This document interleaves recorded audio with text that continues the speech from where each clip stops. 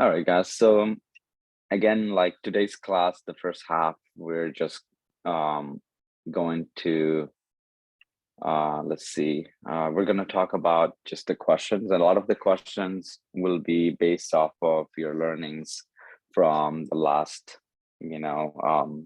classes that we did until now, right? So that's one thing, and there will be some new question, one or two, most likely, and those we can go ahead and answer as a team. Now let's see. I'm going to share my screen. It says okay. I'm using a new computer, so it's required me to give some setting. Okay, that's good. Use password.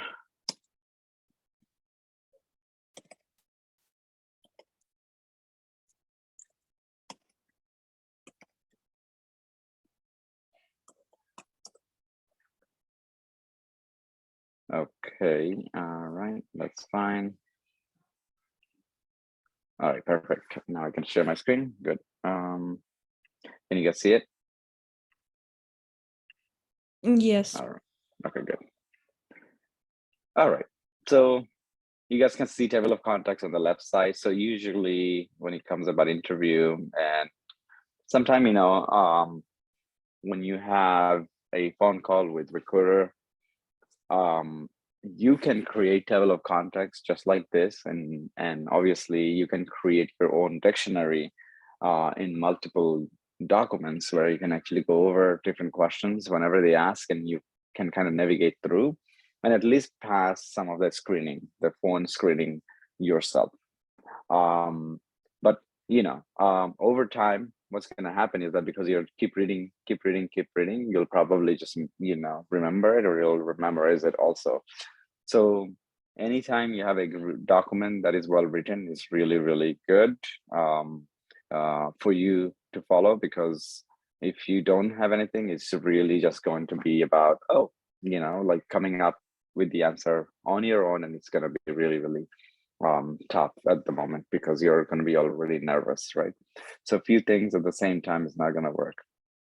So let's talk about the first question. What is the difference between QA and software testing? This question, it's I would say old timers. There were times when this question would be like almost a must, right? Everybody would ask this question, but it's good to know that, so that way you can not only explain relevant questions, but you can also have some knowledge for yourself. So let's do the reading. Who wants to read? Okay. Should I choose you guys, or you guys want to volunteer?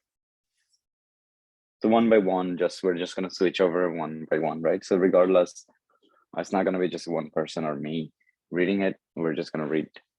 So the first one I'll read, I guess, and then the second one you guys can. The role of a QA, quality assurance, is to monitor the quality of the process used to produce software. Okay. While the software testing is a process of ensuring functionality of final product meets the user requirement. Okay. Any questions on this one? You guys understand? So the role of a QA is to monitor quality of the process used to produce the software, right? And then, so our basically the role is to monitor the quality, right? And let's see, user testing, and then the software testing is the process to ensure the functionality and final product meets the user requirement. Okay, so it's all about meeting user requirement, right? It's all about the product quality, right? And two different things, right? Any questions before we go into the next one? Okay, you guys can unmute. All of you guys can unmute, seriously, and then we're gonna, like I said, the first 30 minutes, I need you guys to interact. Okay. Yeah. So the next one is, what is the difference between build and release, Evelina? Build, it is a number given to installable software that is given to the testing team by the development team. And the release, it is a number given to installable software that is handed over to the customer by the tester or developer.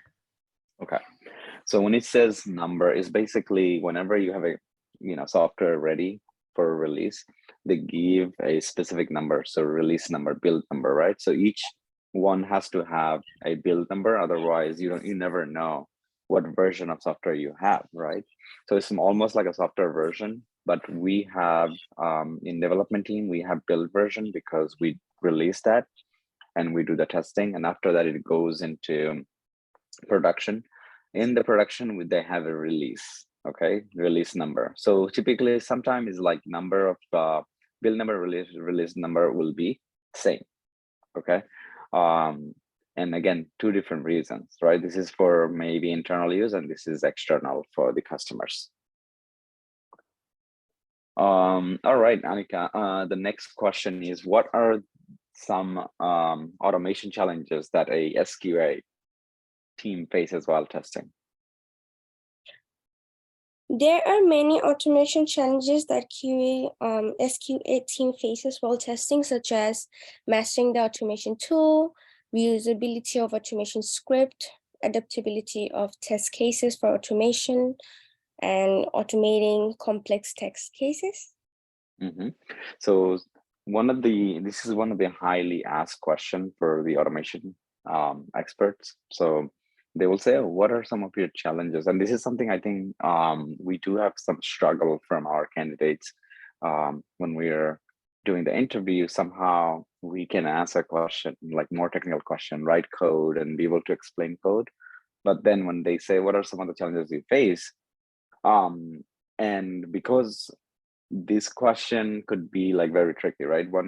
If you say, oh, it's really challenging because I need to collect this many links and then verify this and that, it's not a challenge, right? Because that's just you don't have enough experience.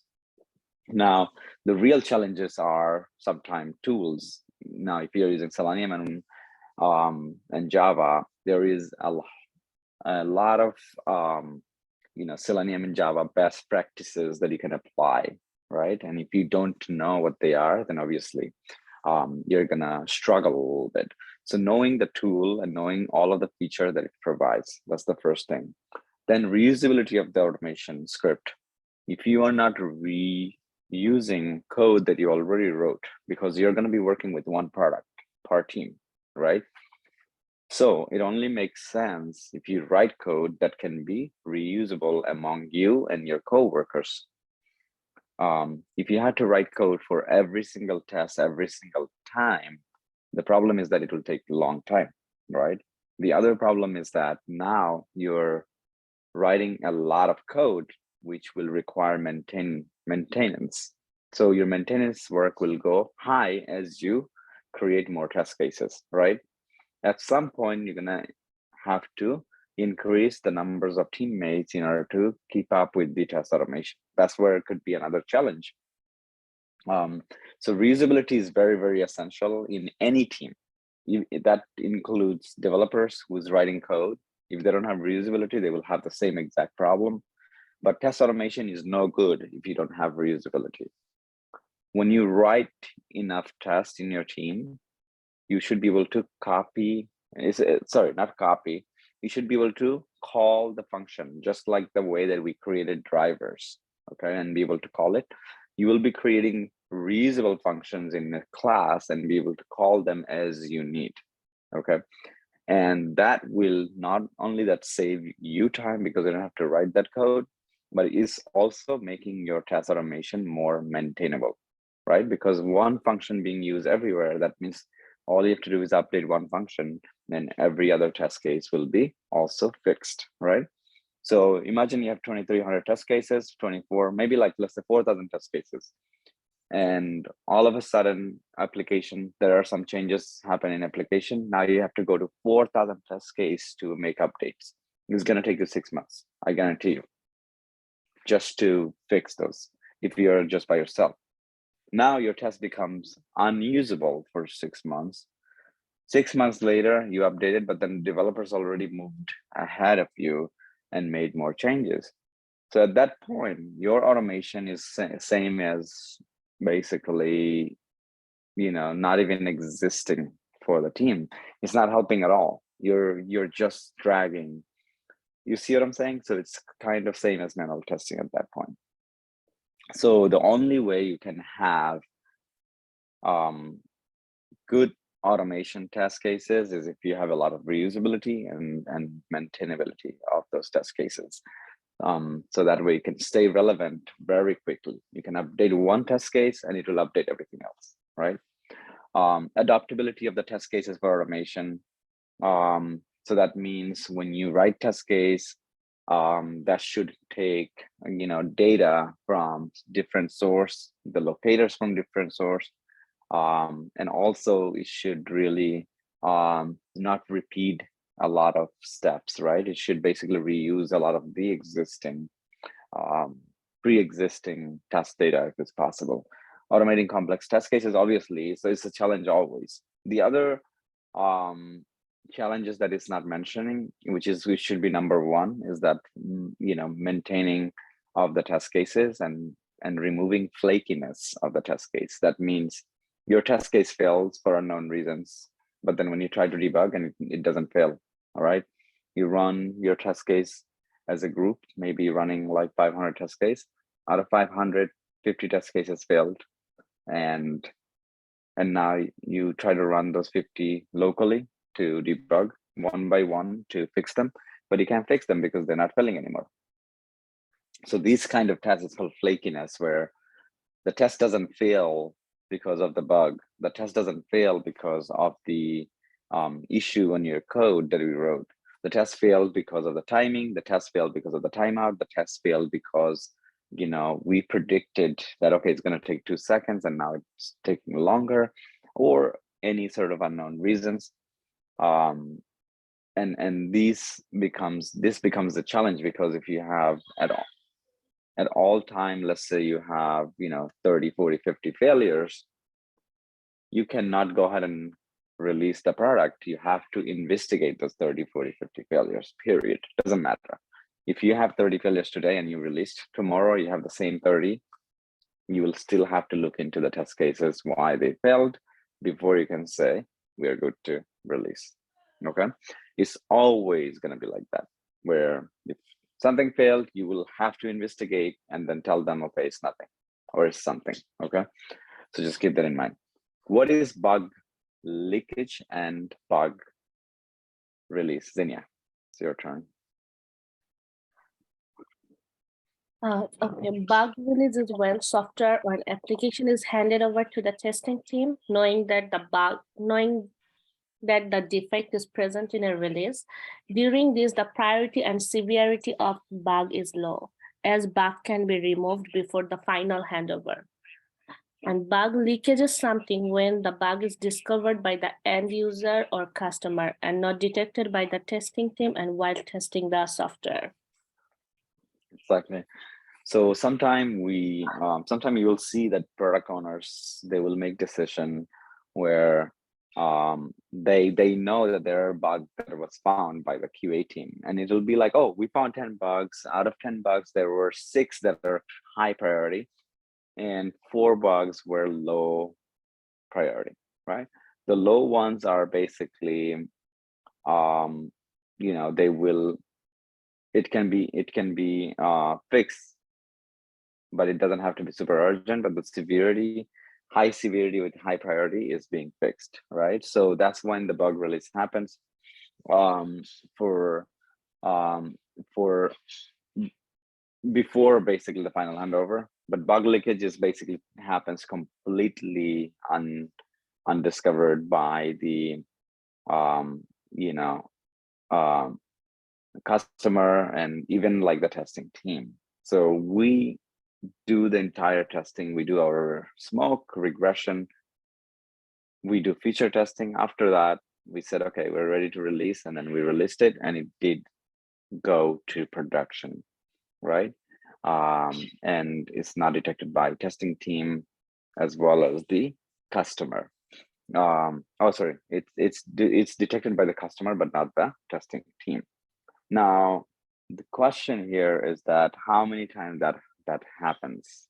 What do you think? Let's make a guess. Do you think it happens every release, or do you think it happens maybe once in a blue? in a real world situation, guys? I think the bug leakage is happen once in a blue. Once in a blue, that's much of a confidence you have in QA team.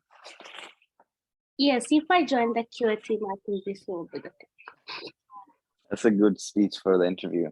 Now, the reality is that, okay, the reality is that it happens often, right? It does happen often is because even we do all of our test cases, and even if you feel like you did cover everything, and you will see sometime the user come back with questions like, oh,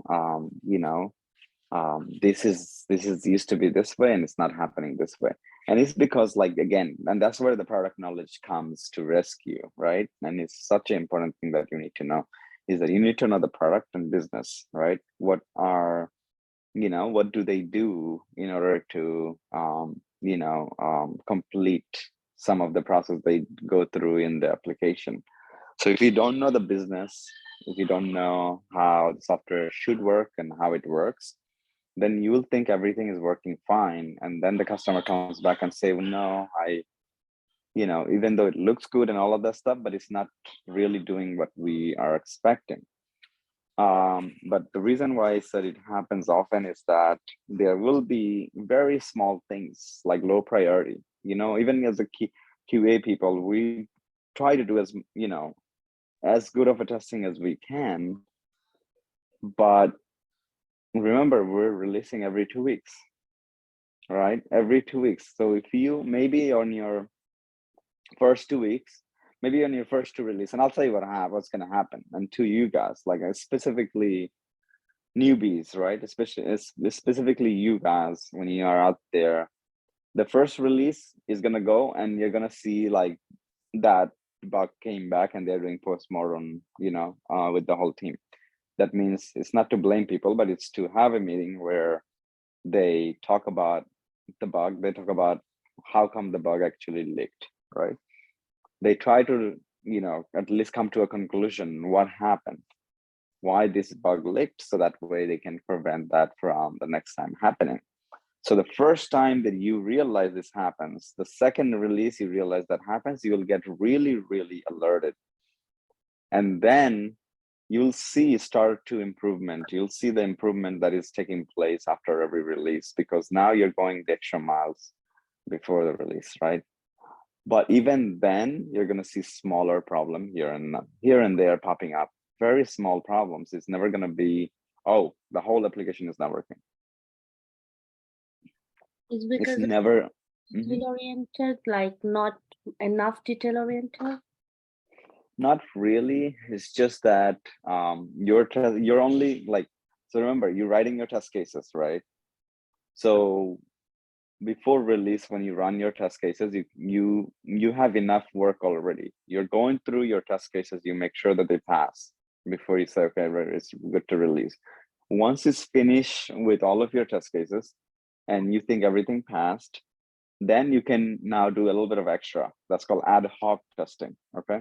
So now you will go within the application and see, if you can find something without looking into any sort of test case. You want to do freestyle. You want to go and kind of discover bug, trying to break the system. So even then, you will not find some smaller issues, very smaller issue, minor, that the customer may find it because that's their job, right? They're using the application for something. So they will find those smaller issues. So the bug leakage will happen, but maybe low priority. If you have high severity and high priority bug leakages, that means the QA team was not doing their job. That's the clear, The other problem could be environmental related issue. Why is environment matters, right? Environment matters because let's say you as a QA person testing in QA environment, everything worked fine. It went to production and nothing is working. Nothing. Everything is broken, looks horrible, whatever is the case.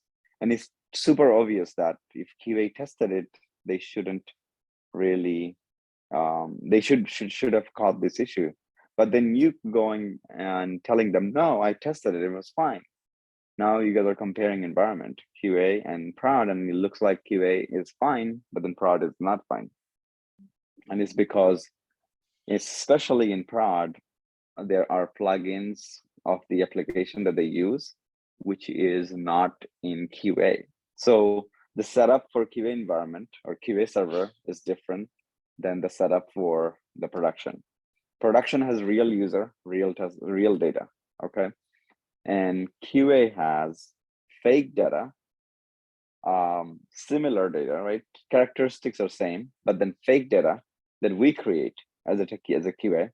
We try to create those information, go in there, create an account and things like that. And then QA environment missing those plugins, right? So there is possibility that when you test in QA, you will see that is not working in production. So then in that case, whose problem is this? It's not yours, right? You as a QA will say, no, when I tested it, it worked, I'll show you. And you show them this, and then the whole team will discover the fact is there are environmental difference, and then they will try to make both environments same by having DevOps teams apply all the changes that we have in production, right? So unfortunately, sometimes, you know, they will not listen if you tell them, I want QA environment to be, you know, like almost like a mirror version of, you know, production, right? You will tell them and they will not listen. As soon as there is few bugs happens, then they will listen, right? So yes, wait for that day. If you do happen to have this kind of situation or at work, you know, you tell them like, this is what happened. Now, the other thing is, most of the company out there, they have prod mirror servers, meaning they create mirror version of the prod for the UAT team, okay? So what you can do is that once you do the testing, you can also go to UAT and test it again. But if you missed it, then the UAT team will catch it. Let's just say that, right? So that's why there is, you know, otherwise you would think like, oh, wow, this is crazy. Why they are not really like being careful about it? They are careful. It's just UAT team has an environment that is as close as possible to production. Okay. Dev team. So now you will think like, oh, developers are dumb. So developers gonna come to you running like, no, it's working. It's working. And then you said, no, it's not working. Is because developers have application running locally in the local host, and their setting is completely different. The minimum amount of settings they have, and they don't even have proper connection. They just, you know, they just create the application as they go, right? So obviously their environment is going to be as minimum as possible. So it could be working for them, but then once they release it to QA environment where you will be doing testing, it might not work for you.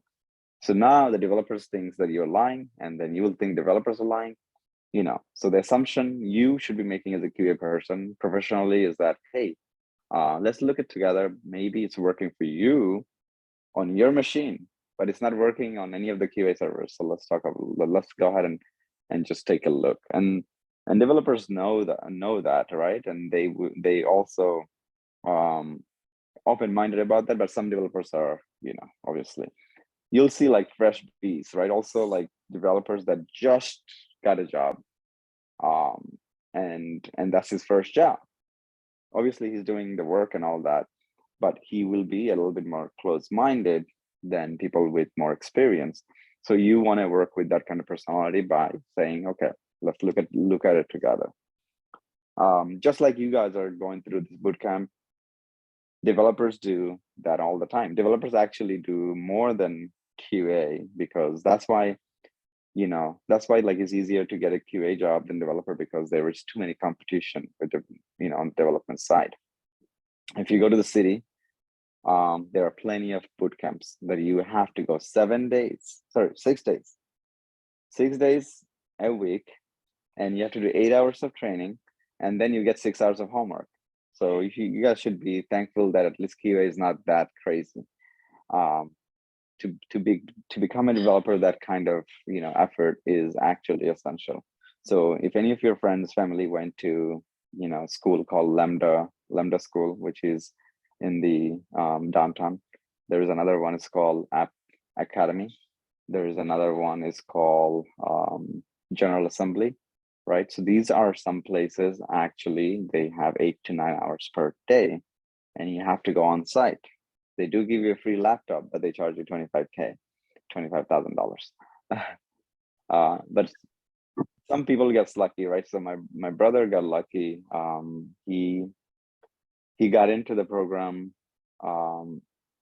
and the way he got in is CUNY sponsored. I think CUNY sponsored or something like that. So he was able to get some, money from CUNY to go out there. But he did pay maybe like 50%, but still. Videos. Yeah, it is a good amount, right? And I could have tell him like, oh no, don't do that, I'll do this. No, I said, listen, you can't learn from family, just go out there, do what you got to do. So what he did in his case is that he was doing computer science at the time, and on his second year, he comes to me and he said, I want to take 6 months off and I want to go to boot camp. And I'm like, first I said, no, you got to finish your school. Then I was like, oh, it makes sense, because I do, I realize, it's all about learning code at the end of the day, right? So I'm already in the field, so I know that when you go out there and work, it doesn't matter what degree you have. So I said, okay, take the 6 months off and do the boot camp, and he did it. After the boot camp, obviously he went back to school and finished the degree. But guess what happened? On his third year, he got a job with Amazon as a solution architect. And since then, obviously they waited for him to finish his degree. They gave him enough time. But once he finished, he became full-time with them. So they converted him to be full-time. They gave him a very fat check on the joining date since he accepted the position. So that's kind of the story, right? Where he did step back 6 months to go to those boot camps, and now he's doing really well. But again, like I said, it's not as crazy as QA. But yes, once you go in as a QA, you have other doors that are open for you to go. So now you can decide, once you go in QA on your first or second year, you can decide, do you want to stay in QA or do you want to go into product side? Do you want to become a UAT? Do you want to become a project manager? Do you want to become a Scrum Master? So you really have all of this position front of you.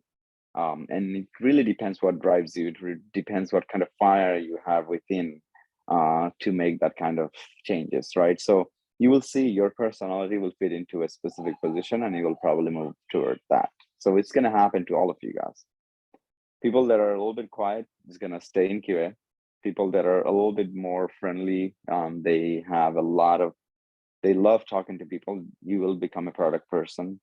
And then people that manages well become a project manager. People that is very, very technical will go into QA director, maybe become a QA architect at some point. So like I said, it's the whole world is waiting for you guys. Just make sure your head is straight right now. It's only going to be the next 2 to 3 months, and then we're going to be, trust me, we're going to be somewhere. Next question, explain the step for bug lifecycle. And this is something that we did in classes, guys. So let's see who's going to take this.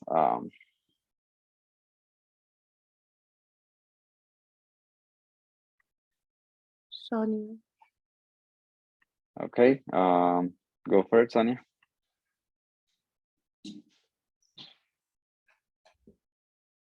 Once the bug is identified by the tester, it is assigned to the development manager in open status. If the bug is a valid defect, the development team will fix it. If it is not a valid defect, the defect will be ignored and marked as rejected. The next step will be to check whether it is in scope. If the bug is not the part of the current release, then the defects are postponed.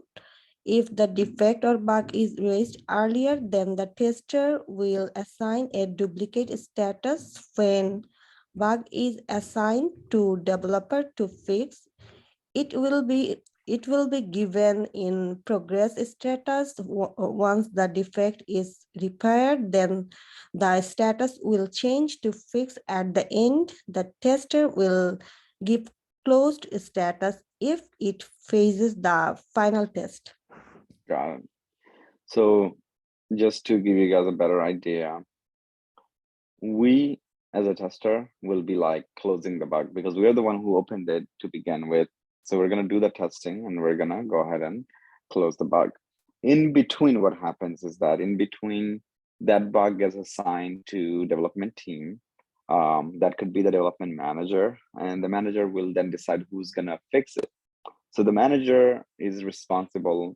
So engineering manager is responsible to see who has the skill set or who was the person who worked on that specific part of the application. So, whatever decision that he has to make, he will make to get that assigned. Now, if the assignment took place and it went to developer A then start to try to reproduce. Reproduce means he's trying to follow your step to recreate the bug. If he cannot recreate the bug, he will close it. He will close it and move forward.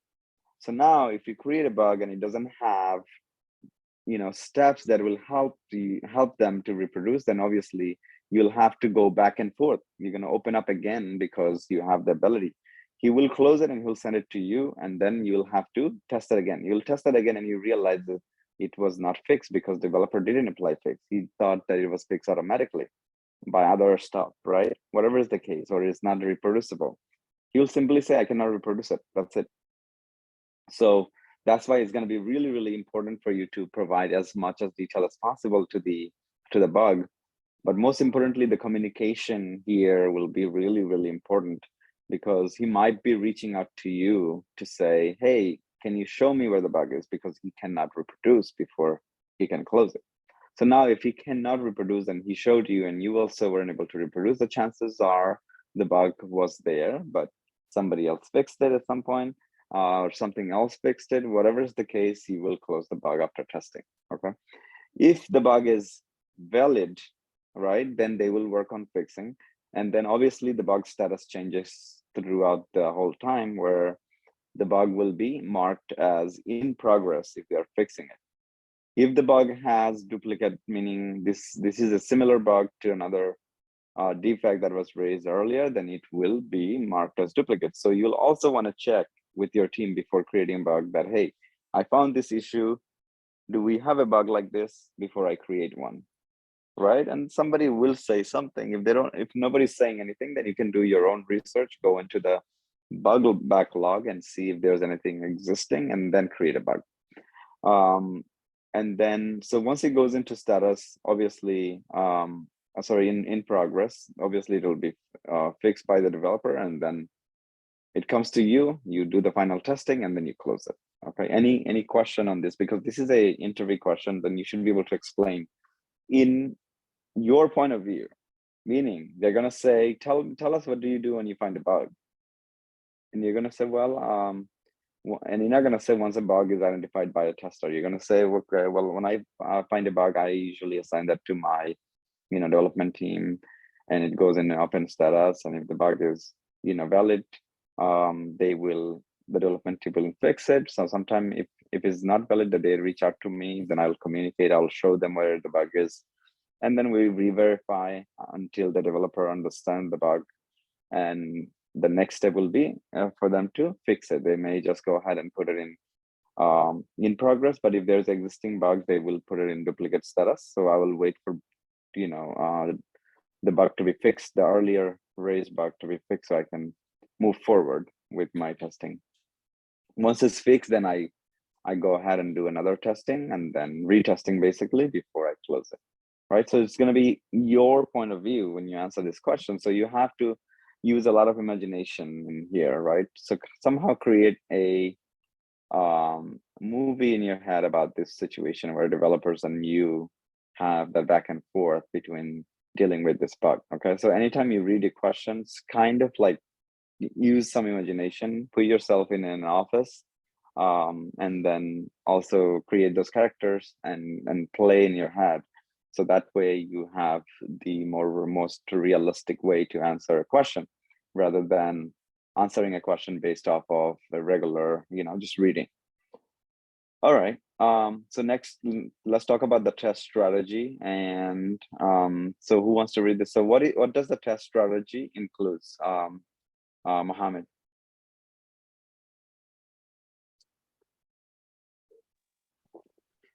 Hi, Julvin. Yeah, I know you were using your husband's name. Go ahead. Okay. The test strategy includes an introduction, resource, scope, and schedule for test activities, test tools, test priorities, test planning, and the types of test that has to be performed. Okay, so test strategy was very, very relevant with waterfall method because they need to have everything in line before the whole team start to dive into doing the testing, right? But nowadays, test strategy may or may not be required, right?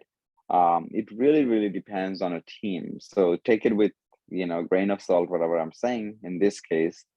Now, test strategy, because we may or may not need it, we need to know it, right? In an interview, even though they might not ever use test strategy, they will still ask this question.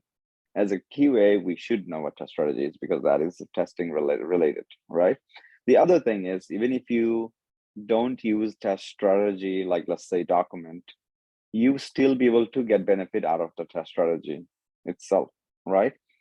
That means being able to know what are your priorities, being able to have the different type of test that you'll be performing, being able to know what are some of the risk assumptions, what kind of schedules, when should you finish testing? These are really, really important questions that you can actually ask if you don't have test strategy. And that information can go into a document that you can create and can actually provide it to the rest of the team members, or maybe create a document where everybody have a chance to put their notes, right? If you don't have test strategy in your team. But regardless, a low budget test strategy or a full-blown test strategy, you will need a test strategy in your team to make sure that everybody is aware of dates, they know what is the clear objectives, they know what are the tools that you guys are using. So these documents may come from different sources. Maybe automation document is in a separate file or separate location. Maybe the manual test case and the process will be in a separate location. And this information will come handy when you have a new hire who wants to join, who joins the team, and then they can just read through and kind of understand your process. But regardless if you have a test strategy or not, just know one thing is that you will be using test strategy, whether that is from yourself, from your mind, by listening and understanding all of these information from your team and then just using, or understanding and listening and then writing a document for everybody else. So test strategy and test plan, the difference is that test strategy where we really, really break down in terms of testing, different testing types and what are the techniques that we'll be using. And test plan includes overall, not only testing specific, but also it includes overall project related information and other counterparts in our teams. So just keep that in mind. The document for test strategy and test plan is something that QA lead creates. And if they ask you, that means they just want you to create it. So just don't say, I'm not a lead. You will be able to create it. It requires product knowledge. It requires team knowledge. Understand what are the process they are going through. And maybe formalizing a process in your team. For example, what should a tester do when the assignment comes to them, right? So formalizing it, like, okay, do this next and do this next. And we already talked about the best practices, right? STLC that we follow. But a team can choose different paths, meaning they can choose the same STLC with different flavors. And that can be something included in your test strategy and test plan. So yes, this document is going to be really, really valuable if you have it. If you don't have it, also it's going to be fine. Agile Scrum is going to come and rescue regardless, right? So just keep that in mind. And there will be some process that will be told to you verbally, and you just have to know and just have to follow. But typically, it should be on a document like test strategy. Different type of software testing, and let's see, Evelina. Okay.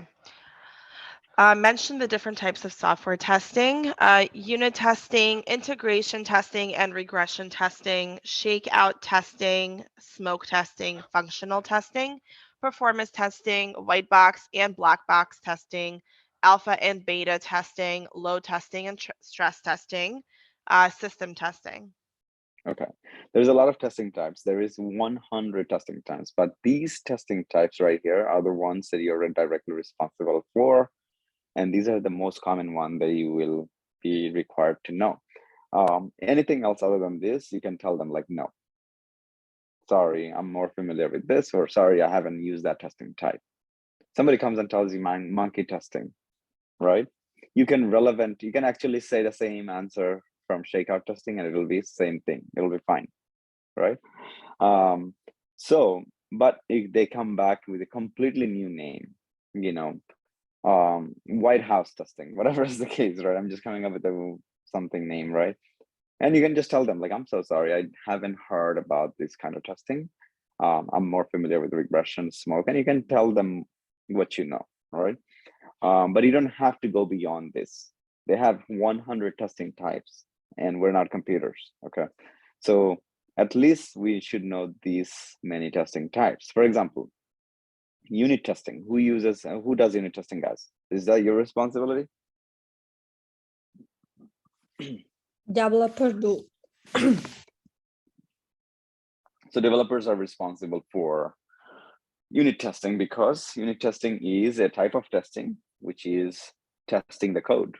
So if somebody writes the code and you go in for testing the code, it doesn't make sense because now you may do the right thing or you may do the wrong thing.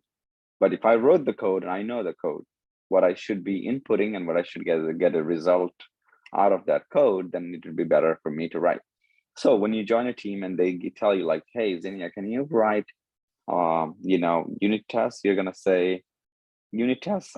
Just say, I really, really want to help, but unit test is something developers should be doing because not only that I have to learn the code, what the developers wrote, because unit test is not easy, right?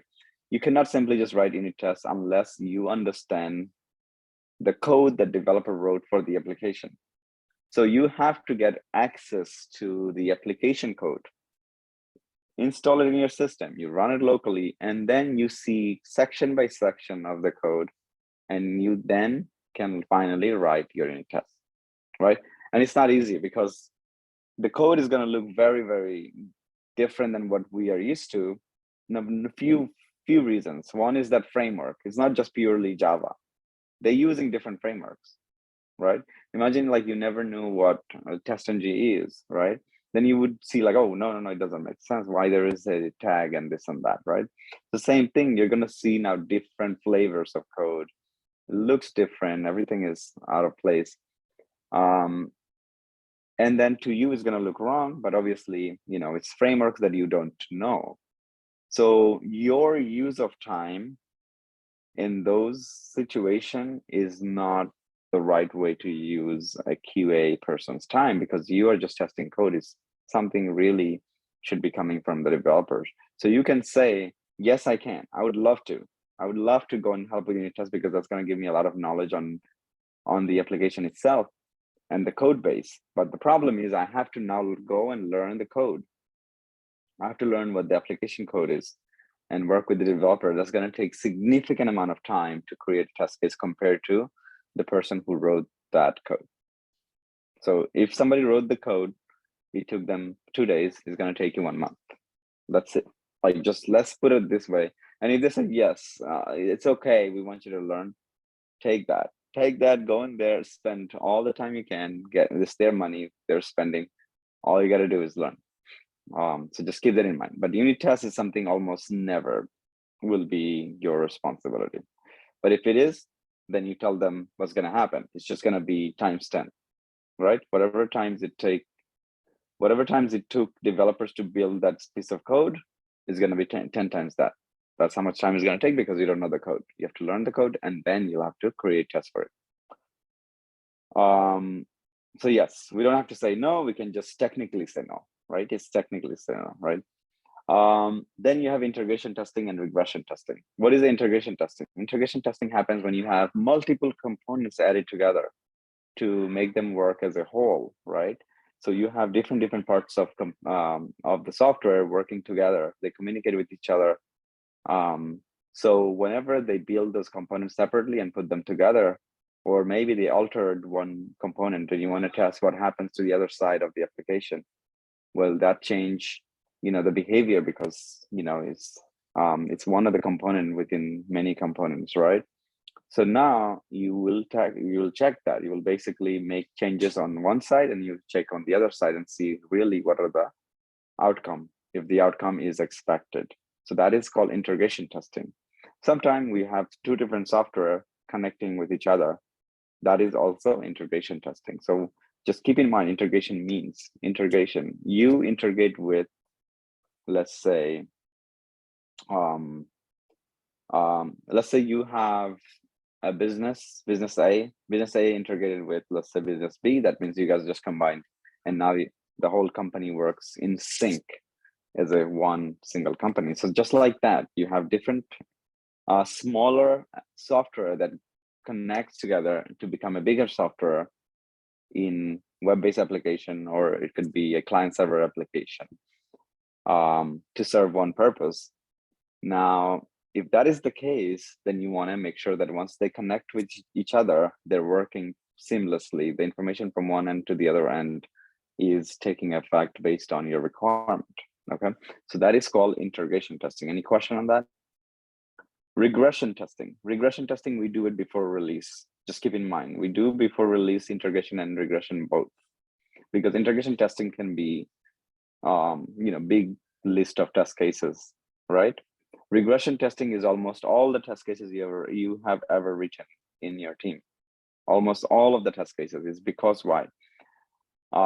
Regression testing is a bigger suite, and we run it before release because regression testing is a type of testing where we want to make sure that new added feature to the application, or altering existing feature of the application, or editing existing feature of the application does not break any part of the application, does not break anything existing, right? We're just checking to make sure nothing else is being broken because we applied new changes.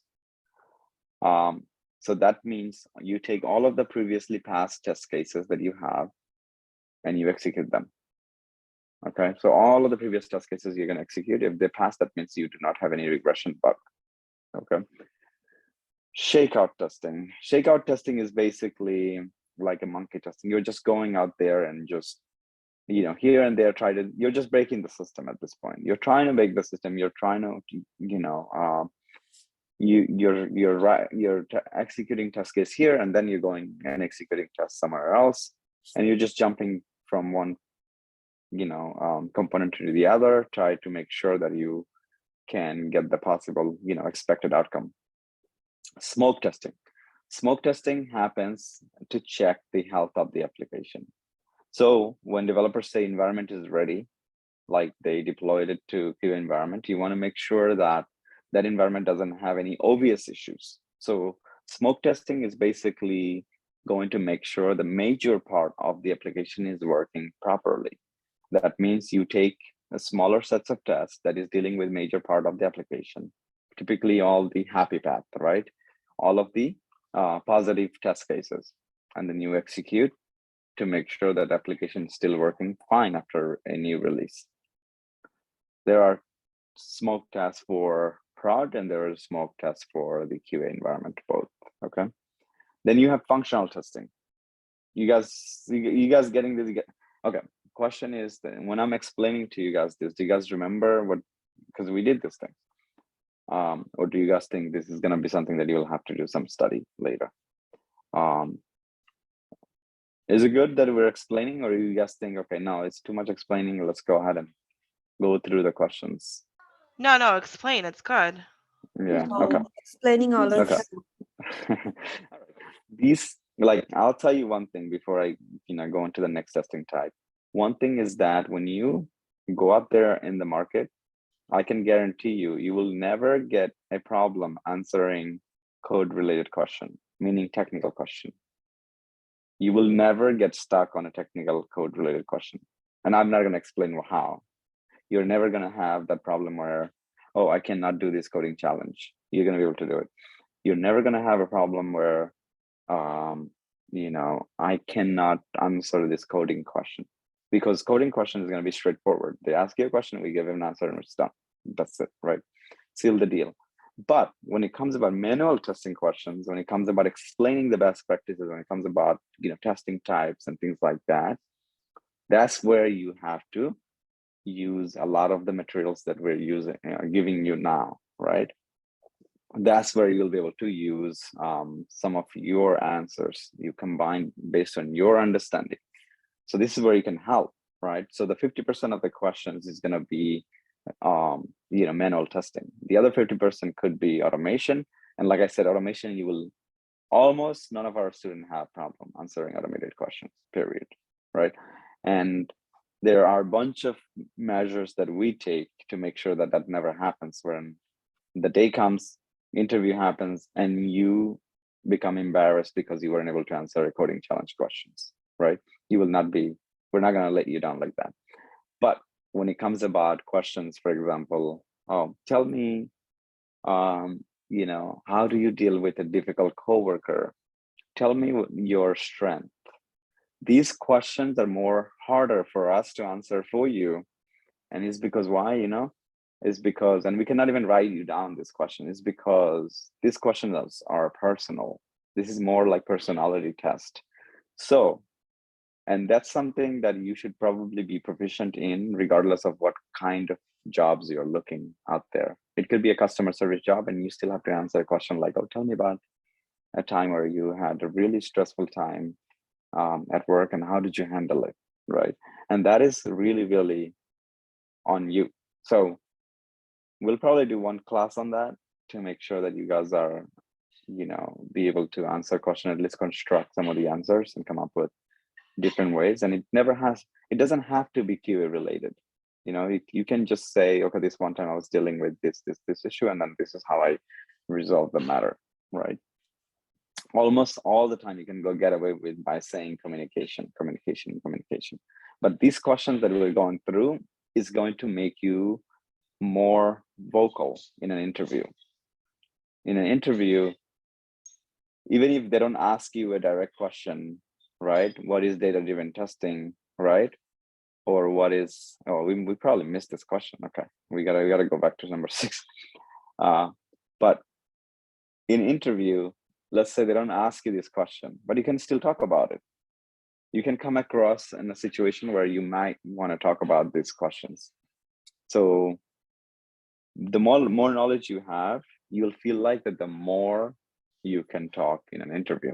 The conversation that you'll be running is going to go on, but that conversation nobody can help you with, because you have to, that's you, right? But when it comes about technical stuff, it's easy for anybody to help you. It's really, really easy to give you technical answers, right? Because it's going to be either, this is a straightforward answer instead of giving any story, right? So just keep that in mind. And we're going to probably do some situational based questions later. But let's go into the testing type. When we finish, we go back to data driven and understand on that. So the next was functional testing, right? Functional testing type is, if you hear the word functional, you can already assume what testing type that is.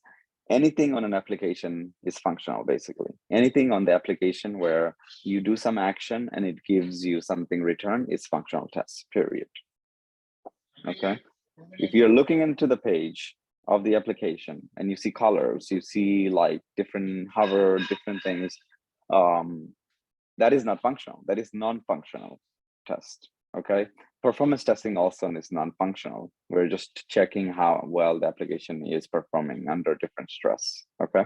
So that leads us to the performance testing. Performance testing is where we have to find a way to put user load. So for example, if your company expecting 50,000 users using the application at all times, then we have to simulate 50,000 users. How can we do that?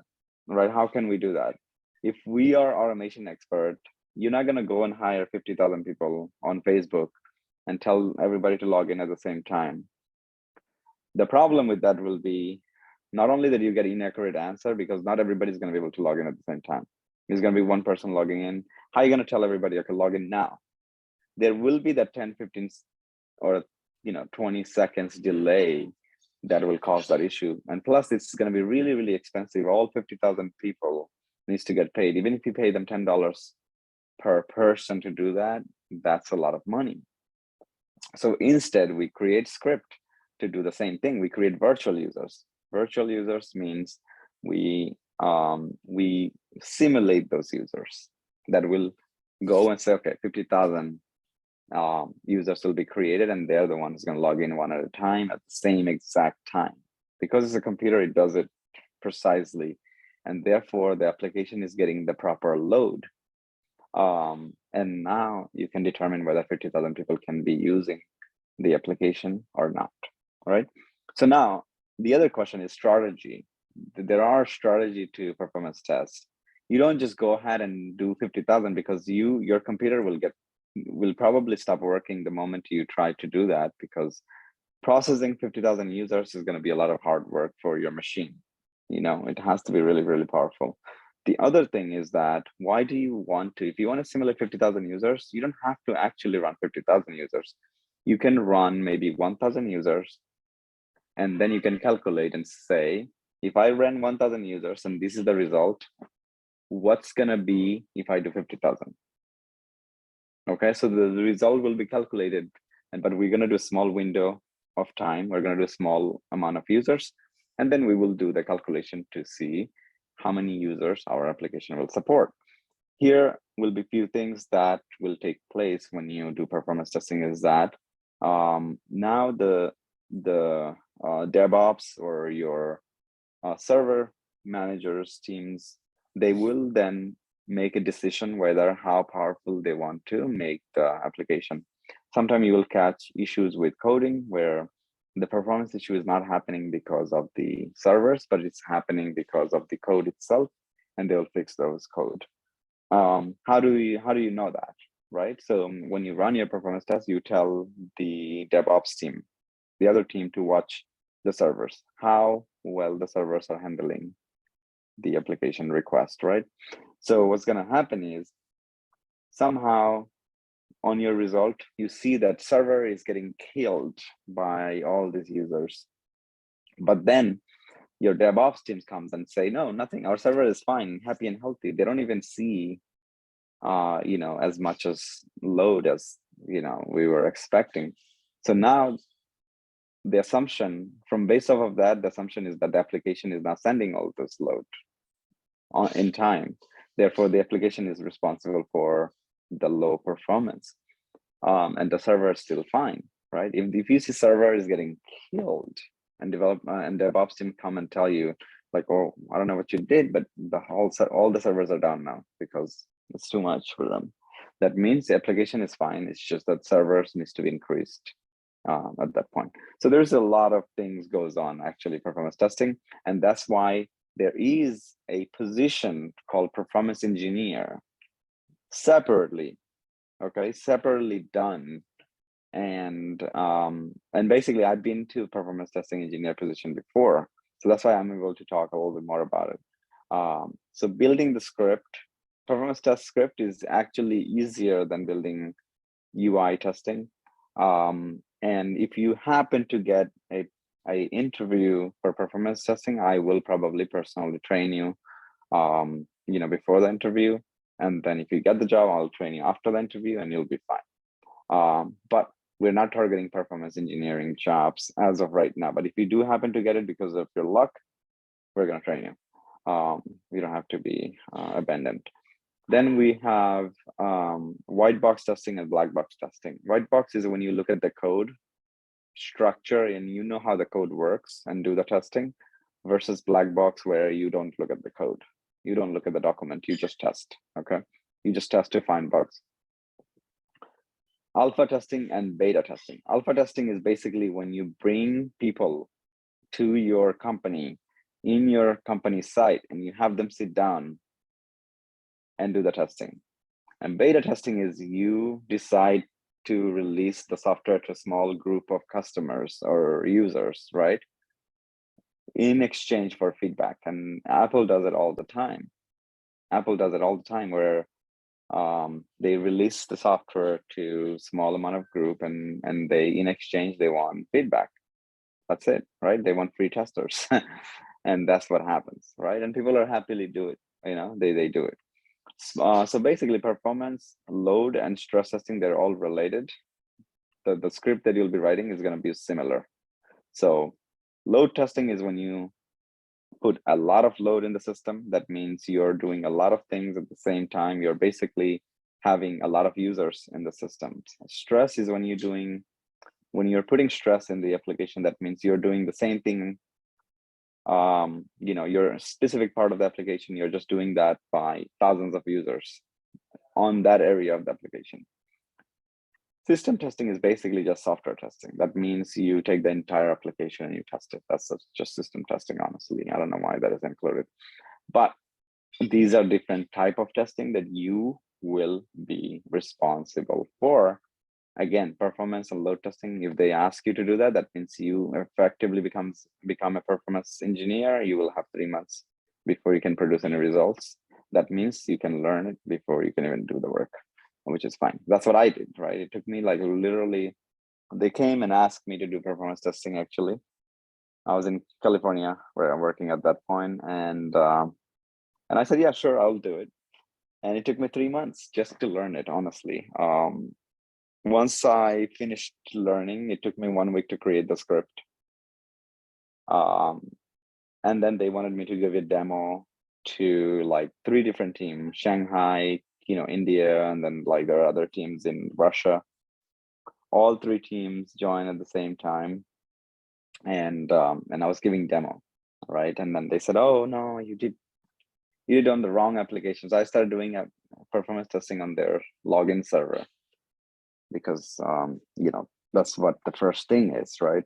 And then they said, no, we don't want anything on that, just do the application. So it took me 2 days to just fix my script and still deliver the work, but it took me 3 months just to learn it, right? So imagine like the company was patient enough and paying me all throughout the time where I would just go to work and sit down and just watch tutorial after tutorial after tutorial.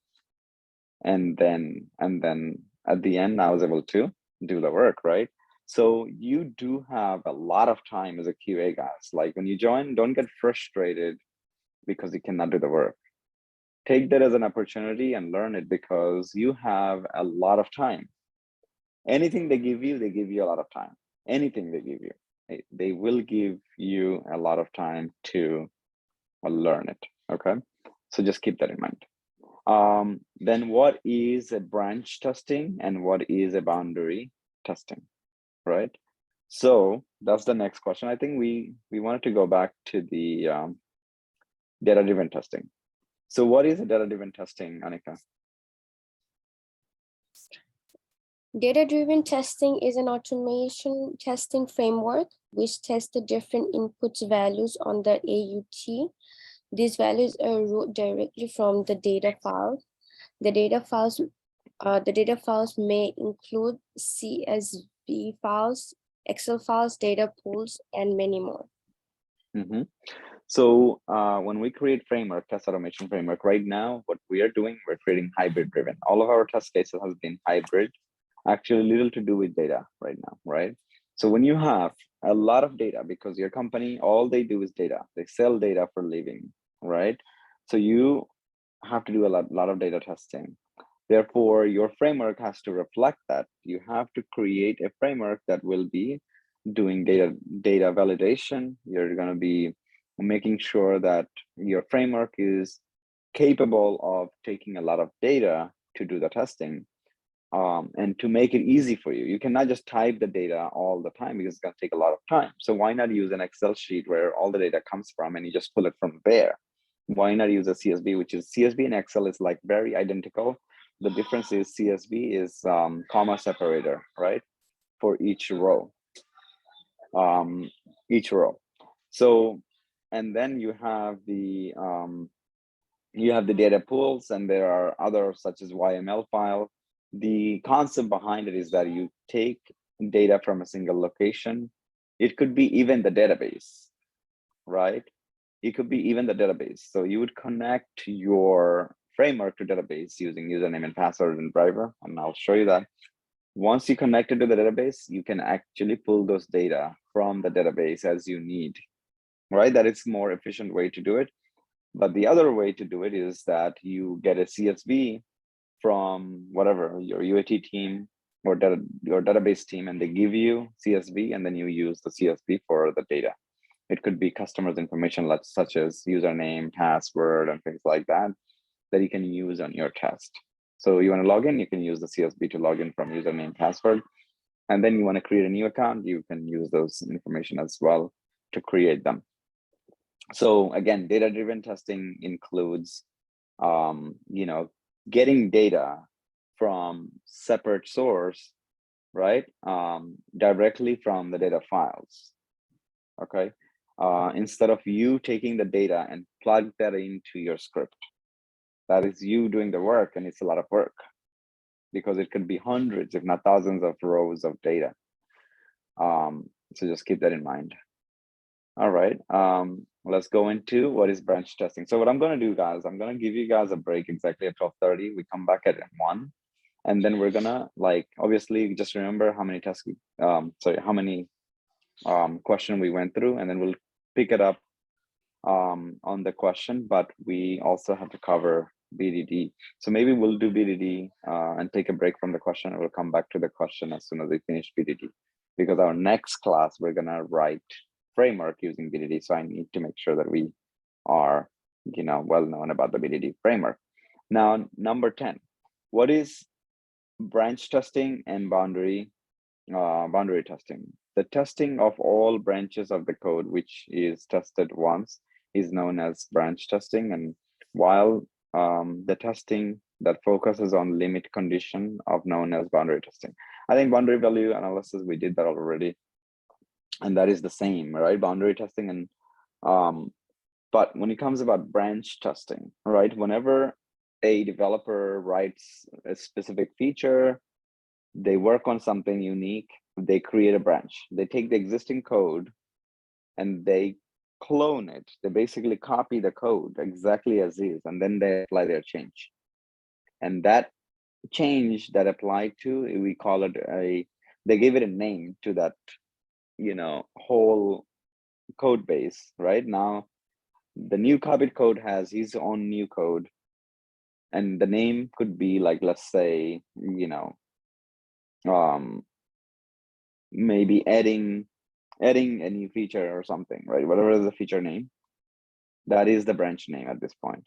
Now, you could be doing branch testing if that is the process that the team follows, which means that a branch is finished. That means all the code for one specific feature is done, and that branch gets uploaded to your QA environment, you test it, and you then release that branch, and done. You don't have to deal with that branch again, and you do the same again and again and again. You will have the ability to release the branch yourself to QA environment in that case, because it's a lot of repeated things. So you should have the ability to do that. But I see that it's rare, right? Not a lot of companies do that this way. It's just not very efficient. Then what are the contents of the test plan? So we talked about test strategy already. And I sometime when it comes about test strategy and test plan, I see very little difference. People combine in real world, people combine test strategy and test plans into one document because it's just convenience. So just keep in mind, even if they ask you what is a test plan and you say something from test strategy, you're most likely correct. So just keep in mind, right? So just separate them out when you answer them.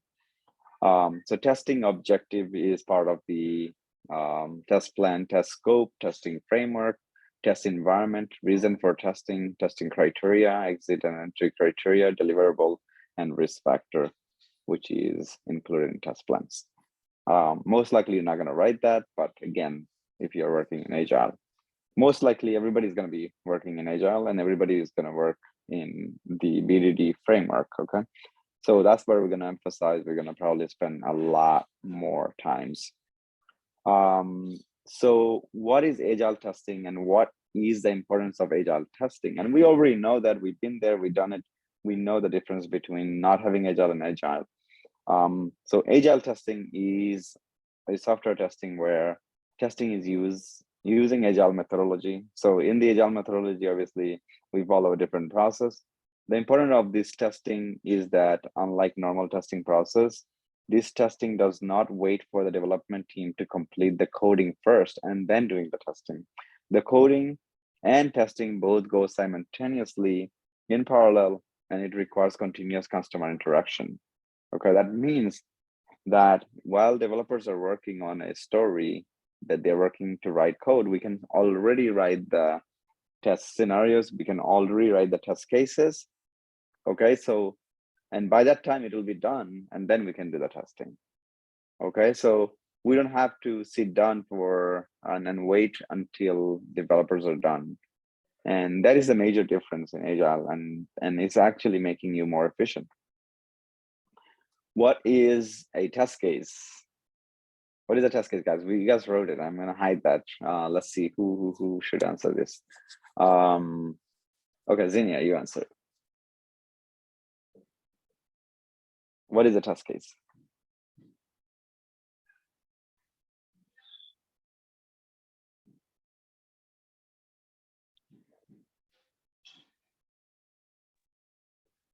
Oh, sorry. I just No worries, go ahead. okay. So test cases how we write, how we gonna perform like the action, or if I plan to test this and how many steps I will go through to check it or test this, and how I'm gonna write the test case. I cannot tell you the exact definition, but no, you got it. You got it. No, you got the answer. I want to do the login. So how I'm gonna check it, like the login thing. I'm gonna check the username, I'm gonna check the password, I will check the different combinations. So I will write it in a step. I think this is my test case. Yeah, no, you got it actually, because but I'll give you a best way to answer this. You know, your idea in your way of explaining is fine, is correct. What is a test case? Test case is basically a step-by-step process of testing, so that way you don't have to remember what you should do next, right? Because we write the test case so you can later execute again at some point of time, and you don't want to remember everything about the application. Whenever you answer this question test case, you want to make sure like test steps, you want to make sure test environment, you want to make sure expected result, actual result, and things like that. So whatever is included in the test case, you want to mention those in order to make it really, you know, well spoken answer. But you got it right. So just make sure you mention about, you know, expected result, you know, steps, actual result, pass, fail, all of that. What is the test strategy for test automation? So I'll just go over quickly. The strategy for test automation plan, preparation for automation plan, recording the scenario. So this actually applies on the Selenium IDE, honestly, right? This is like you're recording a scenario, then doing some more, you know, your enhancement of the script and things like that. So I'm not gonna stress too much about it, but if, yeah, this is just basically your Selenium IDE situation there. What is a quality audit? I don't think you'll ever be asked this question. We can skip that. What is the tool used by tester while testing? These are some tools, but not really. So Selenium is something, of course. Firebug you use because you need locators. So sometimes Firebug gives you really good locators. OpenSTA, I have no idea what this is. WinScope, and never heard of it. Okay, and then also Firebug has their own plugins. Web developer tool for Firefox, web developer tool for also we use for Chrome. But in our case, the list is very long. This is not the only one. So I'll give you a proper list, what you know, what you used in your past experience, because your resume will have some experiences, and we'll give you the entire list of what you should know. But we're already covering a lot of these while we're going through the classes. Okay. Explain the stress and load. So here we're gonna take a break, guys. I forgot, I went over by 2 minutes. So let's take a break. I'll see you guys. Do you guys need a half an hour or 20 minutes? Half an hour if you can. Half an hour. Okay, that's fine. I'll see you guys exactly at 1. Go get some breakfast or lunch. And I'll see you guys at 1. And when we come back, just remember is that number 16 question is where we stopped, and then we're gonna pick it up from the next class. Okay, but when we come back, we're gonna go back to our automation framework, BDD, behavior driven development. Okay, I'll see you guys in at 1 p.m. Okay, thank you.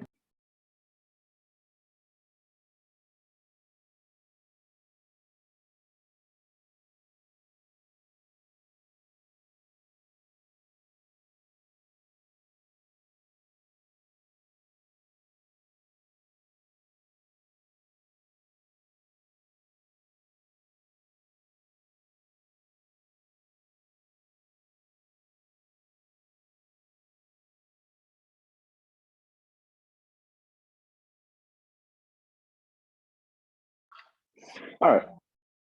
Okay, so we're back. What I want to do is that give you guys enough information for us to have in terms of definitions, keywords. So when we start our next class to write a new framework, we don't have to spend the time reading materials like books, right?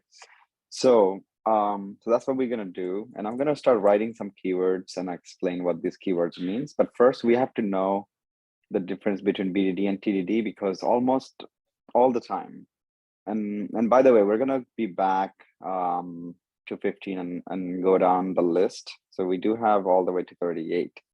But what you see earlier with these questions, you're gonna use this during your interview as well. So when we create you a custom list of script in terms of answering questions, you're going to create an index like this or table of content like this and have that handy, because initial conversation over the phone, they don't do Skype or anything. So you can at least help yourself with, you know, this question and answer.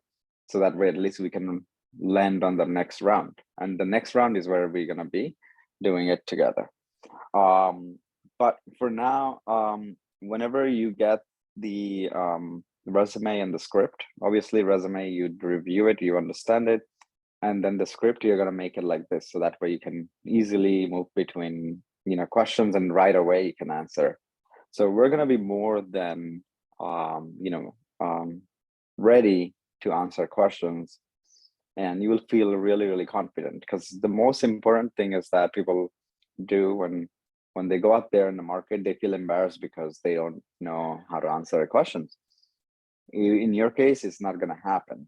You're not going to see the situation where you don't have an answer. So you can remove that kind of fear out of the way, because embarrassment is probably the biggest fear anybody can have. So you can actually remove that fear and have a full 100% mindset toward where we're heading in terms of interview. The other thing is, it's December 17th. So unless January happens, even January 1st week is not that busy. January 2nd week, just people are getting back to the office. So for those who I named, including Zinnia, I'll include you into the list as well. I think 4 of you guys total. I'm gonna go ahead and start to do the marketing process early. That means I'll set up some interviews and then we'll see how well we do. But you will be continue to do the classes until we're fully ready.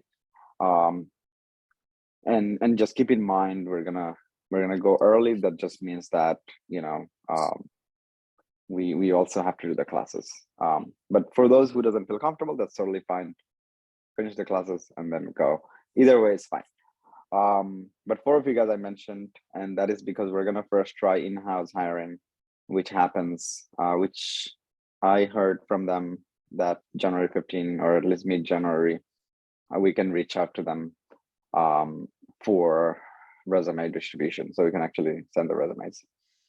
The other thing that I'm going to be doing, and I may, yeah, this is something that is going to be big, but we have few consultant under our payroll, meaning like we do the interview and then they just hire from us, right? So interview is practically not even required for our people.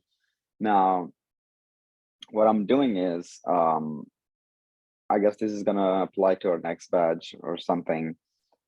We're trying to get projects where really our testers, they can work from home or from our office instead of the client, and we'll just take care of the testing portion for a company. So I'm in touch right now with few people in India because they have more expertise on getting projects. So if I do happen to get projects and partnering with these companies, it becomes big because now I can just really just hire you guys. And that is the plan, right? Obviously, if I do get projects, I'm gonna just hire my students because that's the whole purpose. All right, with that said, let's go into the next topic. And just, you know, next class, we're gonna, at least the first 30 minutes, we're gonna go through these questions and we're gonna start to introduce questions and answer question and answer moving forward the future classes, because we're very close, right? We're close to January already. If you guys have any question, just let me know. Let's see, I'm gonna add the text edit. All right, now. Okay, so there are a few things almost all the time. If you talk about BDD, then they're gonna say TDD, right? Even and the reason why is because BDD and TDD, they always like to compare. So behavior-driven development.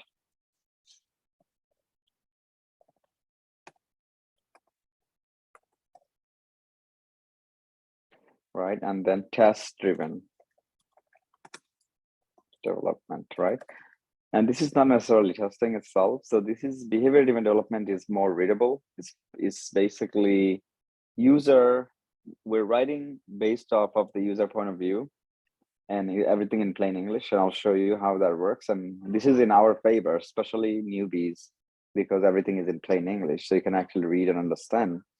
Then you have a test-driven development where the writing test script is the responsibility of the developers at this point, right? They're the one who's writing test cases or test automation.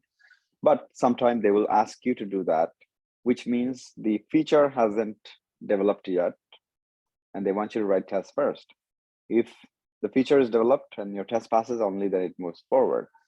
I'm not a huge fan of this, but most likely the developers are writing the,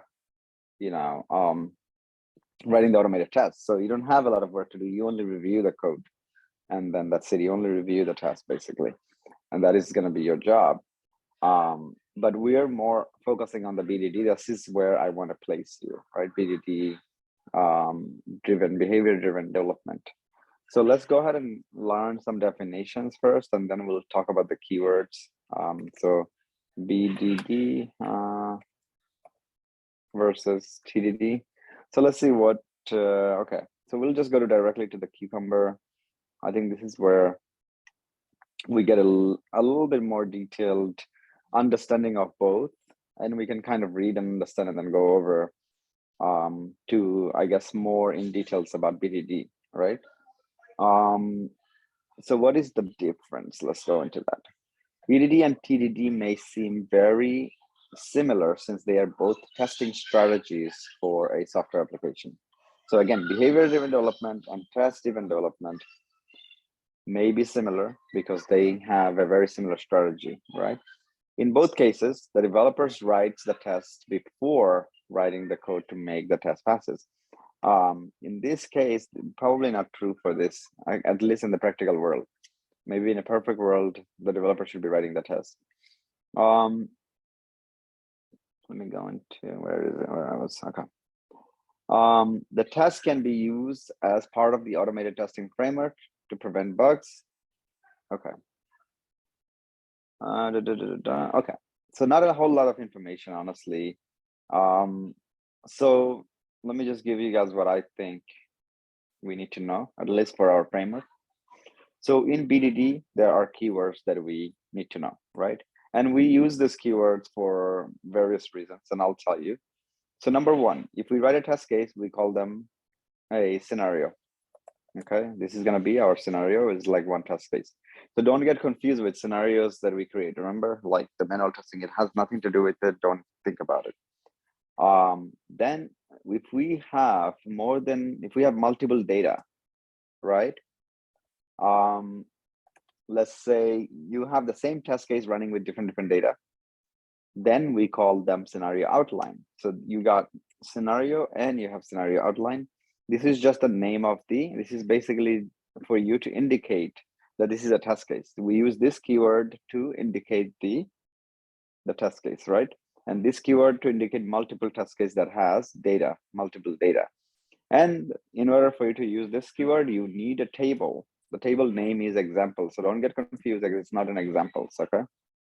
Examples. So now these tables, we'll structure the table ourselves using pipe, okay? So the first one is table header, and then the value itself, right? So this could be table header, like let's say name, password. This is the table header, and then ID, for example, right? And then you actually provide, okay, so John, and then password could be ABC123, and then ID could be 0987654, whatever. All right. So this is the way that you describe the table. This is how the table looks like. Now, it doesn't have a very pretty format, but this is how we describe the table in examples keyword. We got the scenario, we got the scenario outline. These are two type of tests you can create in BDD, behavior-driven development, okay? Now, what if you have more than one scenario? Yes, you have, let's say, two scenarios, right? But all of them goes into a file. The file, when it goes into the file, we call the file as a feature. Okay, now feature is the keyword that we will use in the top before writing the scenarios. Okay, any question before I go into the next keywords? There's more keywords, guys. I'm sorry, it's going to be a lot of keywords. No. Okay. Yeah. The next keywords are that for each scenario, you describe information like given. We're using this keyword when and then, okay? And you can also, if you have more extra, then you can use and you can use and. You can use and as many times as you want, right? You can also use given as many times as you want, but you want to use them logically. This keyword, it doesn't make any difference to your test, but you want to use them as logically as possible. That makes sense. So this is one, and this is another one. Even for scenario outline, we'll have given one. Then now for your scenario, the way that you will describe your test case is the given. I am on the login page, for example. So you're doing your point of view, or you can do user point of view, saying user is on the user is. So really, this depends on who's writing this test, but you have to follow a specific convention. If somebody already wrote it using user, then you want to address this as a user. But now if you realize everybody's following this then you want to say I am on the login page, and I log in using valid credentials, right? Okay, when I click on submit, right, I should be logged in, let's say, and in the home page. Okay, so does this test case make sense to you? This is going to be automation, right? This is what we will do with this. So this is basically, we're describing the test like this. Your BA is going to write the requirement just like this scenario, and then they will write the scenario. They're going to write feature. They're going to end the feature. Under the feature, they can write description. This description has nothing to do with code, so they can say what they're doing. So you can say we are validating login or login feature, right? For example, a login functionality.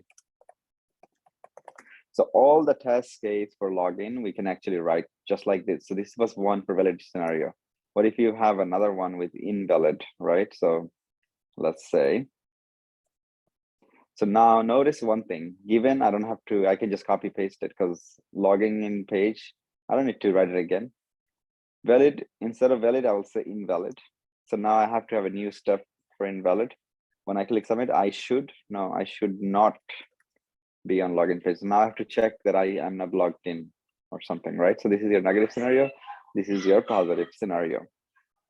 In your other case where you have scenario outline, you can take the same information, okay?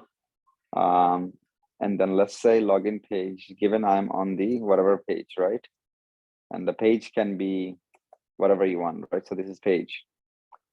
And you can say valid or invalid here, right? So CRED create, for example, let's say submit, and should or should not basically can be also parameterized. Okay. So outcome, for example, I just name them so I can parameterize them. So now I'm going to name page. This is going to be page, and I'm going to say login page. It's going to the login page, and I'm going to say credentials, right? I'm going to say valid, and then I'm going to say outcome should be, in this case, if it's valid, the outcome should be what? If the login is valid, credentials is valid, the outcome should be logged in, right? So it should be like at this point. Okay, let's see. It should be logged in. Okay, outcome be logged in, right? Now the second one you can do invalid, okay, and should not be logged in, right? Make sense? So what's this outline is doing is that the first time it runs, it will use this row, and this header is responsible to get this data over there. Okay, and then the second time it runs, it will run with this, and we're gonna basically create this in code soon.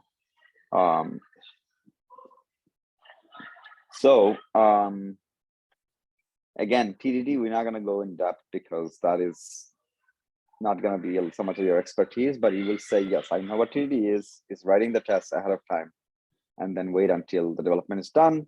And then if the test passes, then we move forward, right? And developers typically write those test cases. So now all you have to know using Cucumber is that Cucumber allows you to write the test in plain English. You can describe your test in user point of view, like a human being, right? In Cucumber, there are keywords that we need to know. There are keywords we need to know. Feature, for example, it's feature contains the entire list of tests, okay? A feature can have multiple scenarios. For example, if we test login functionality, that is a feature.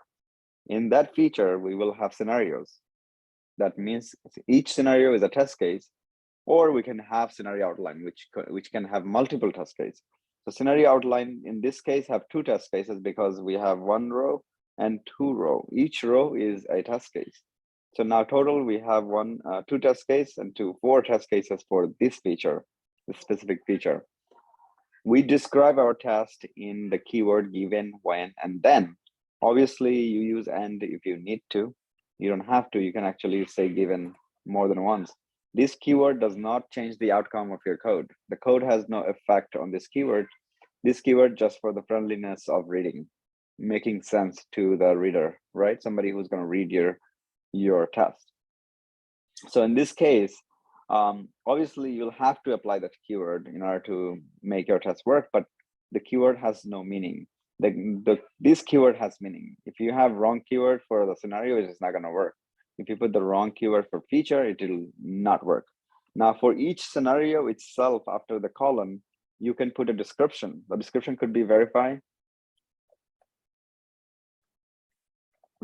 user can, or verify I, because that's what you're using. I can log in using valid credentials, right? And then the second is verify that I should not be logged in, right? I should not be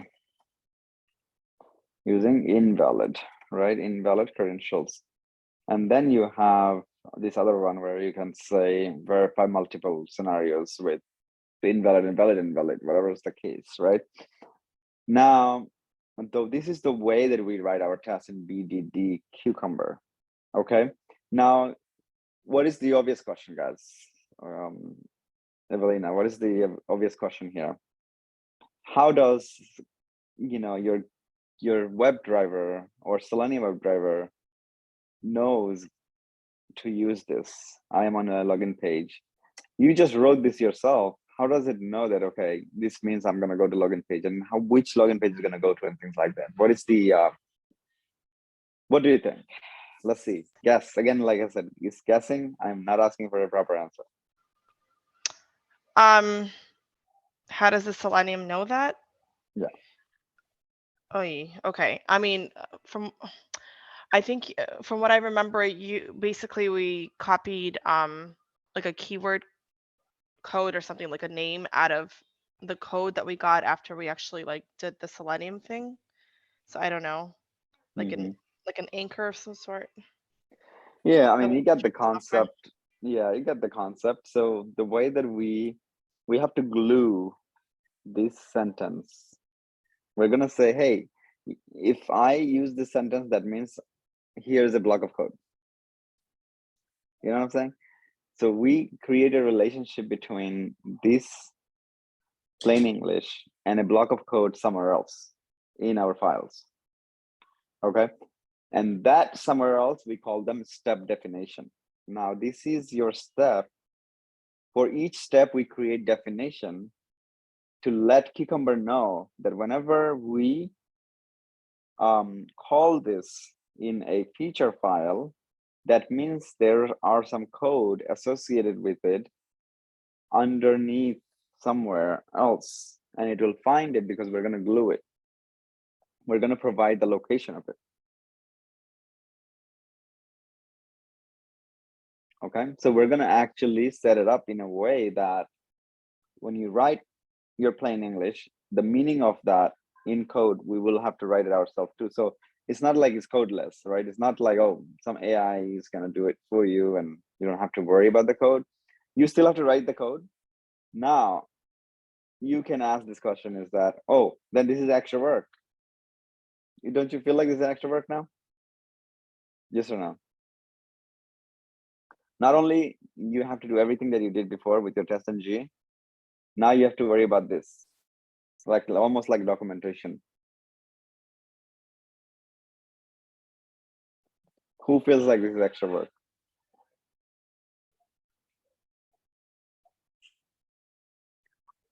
I think it's extra work, but it's like more readable. Anyone can read it. So at the same time, it's more easy. If I open my project and everything, like my framework, it's just right there. It's more, if I done it, it's just like more easy to read what I'm doing and what is my plan. Just that document is right there. Yes. So sometimes we trade off. Sometimes we basically do a little bit extra to make our life easy. Now, here, yes, if you told me this is an extra work, I would agree with you, because this is a completely extra layer to your previous framework. This is an extra layer where you write this in plain English, and then you also associate your plain English with a piece of code to say, okay, if I say I am on the login page, then it has code associated with it. And here's the code. And we have to also present the code too. And we do that in a step definition folder. We create a new folder. In that folder, we write our code in a different class. And then in that class, we kind of, give each of this plain sentence a meaning using code. And that's how the Cucumber framework, which is BDD, knows that, okay, I'm going to run this for line. That means there are some code coming from somewhere. So it really, at the end of the day, it's running, it doesn't make any difference to your test. If you write the test in code versus this, it doesn't change anything at all. What it does is that it makes it easy for you to read your code. What if this line does, and organize your code. Add reusability, meaning like you see how many lines we are able to use between just 2 tests. We're able to use this line. You don't have to write it again. We just copy and paste it. You can simply copy paste. You don't even have to call it. You don't even have to say, I want to inherit this. I want to inherit that. It doesn't matter. You can just simply copy and paste it and use it. So what happens is that if you work in BDD environment, 90 to almost 100% of your test case will be just copy paste. You're going to look at the existing test cases and say, which line do I need, and paste it in your test case. That's the way it's going to be at all times. And that's why your life is going to be much, much, much easier when you join a BDD, behavior-driven development strategy team, where they follow this process to write test automation. Okay, so this is not going to be extra work in a long run. It might be extra work on the day 1 or 2 or day 3 when you first create the framework, when you first writing tests. When you first write few tests, then that's when it's gonna feels like extra work. So many QA lead I've seen again and again. I go around the companies, different companies, and convince them, and then convert them into BDD and then move forward, right? And many times I've seen like QA leads come and try to argue with me, like, oh, it's extra work. Why should I do this? Why? And sometimes, like for me joining as a test architect, obviously I'm above the QA lead. I don't even have to explain. I can just implement if I want to, because that's what they want. They hired me to, bring change. But then I go out of my way and take 2, 3, 4 days in demo and explain until the QA lead comes to me and says, okay, you're right. Let's get on it, right? Let's start to do it. The thing is, it's only about like explaining to people like what is the benefit, right? A lot of people, when they write their 1 or 2 tests, and I'm talking about those QA leads, they write our first few tests and they just to find out if it's beneficial or not. They quickly realize it's not beneficial because they only wrote 1 or 2 tests, obviously, right? Because they have to write code and they have to write this. But as soon as you write your maybe like 10th or 15th test cases, that's when you start to see the reusability. And also it has to do a lot to do with the setup process, right? If you set it up correctly, you're going to get the full advantage of this BDD framework. So we'll definitely dive into the next class. We're going to create a framework from scratch. Everything else that you learned obviously applies. We're just adding this extra layer, guys. We're going to now add this to the framework, and we will see how plain English running. You can just right click and you can run, and your plain English is running. To you, is going to look like your English is running, but actually we have to also associate this line of plain English to a block of code. Anytime I say block of code, it basically starts from curly to curly, right? Opening and close, and that's how we're gonna call them. Any question on behavior driven? And this is how your the requirement comes, right? This is how they write the requirement in the BDD environment, and they call it acceptance criteria. They call it acceptance criteria. So if your test, if they give you a user story and it's missing acceptance criteria, you tell them to create it. Now, if they create acceptance criteria and it's not in this format, you can tell them like, hey, can you write scenarios? Can you write this? Because somebody writes it, right? So the BA, their job is to write this, and they will be able to write it. So you can ask them to write this ahead of time for you. So now when you have to automate it, all you have to do copy the entire thing and paste it, and then just write the code underneath for each and every single line, and you're good to go. But obviously, you'll have to see if there is an existing step already, so you don't have to write it again and again. Made sense, right? The last few things that I said about the acceptance criteria. The BA is going to write this for you guys. This in plain English, but they don't write code. You're the one who's going to be writing code.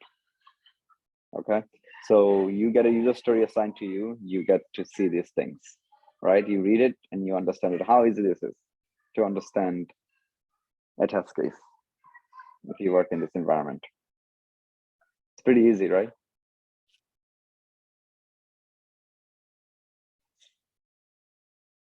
Yeah. Okay, so we're gonna do that. So now let's see if this computer, okay, let's see. Now that we have like another 10, 15, 20 minutes, I'll probably like real quick, real fast, within the next 10 minutes, I will create a BDD framework. Okay, so that way we can see everything in action for a second. But the next class, we're gonna go more extensive. So if I go fast, you just know that we're gonna actually go into the extensive on the next class. Okay, so the first thing first, you see, again, same thing. I'm gonna create a new project, Maven, because again, it's all about Maven. Okay, I just gotta download JDK. All right, download. This is a new computer, so everything has to be done brand new. I left my personal computer at home. Let's see. So let's see if I can do it in 10 minutes. That's the challenge for me.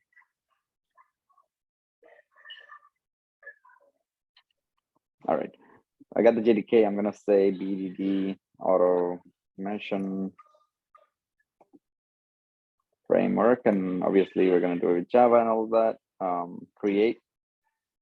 All right, so once I did that, you guys already know the deal, right? We got the form.xml, we go into that. We just have to start adding our dependencies. Okay, so always download. Okay, I'll just go ahead and download this. Okay, let's see. If this computer allows me, I'll create it. Otherwise, we'll probably okay, maybe that's fine. Okay. Let me just go and start grabbing the Maven repository. How many people remember these things? Maven repo. Okay, good. Remember, like when it comes about what the hell, connection. Okay, when it comes about learning automation, it's not a one-day thing. It's not a one-month thing, right? It's about accumulating all this knowledge. But as soon as you jump into a project, you will see the work pressure is gonna really push you to your limit, and you'll probably even learn even faster.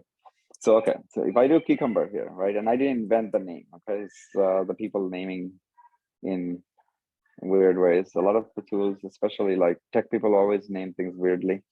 Okay, so we got the JVM cucumber Java, we got the Java JUnit cucumber, we got the cucumber core. So what I'm going to do, I'm going to get cucumber first, and then based on what we need, we're gonna get it. But we get 7.10.1. It's like really let's see if they have beta.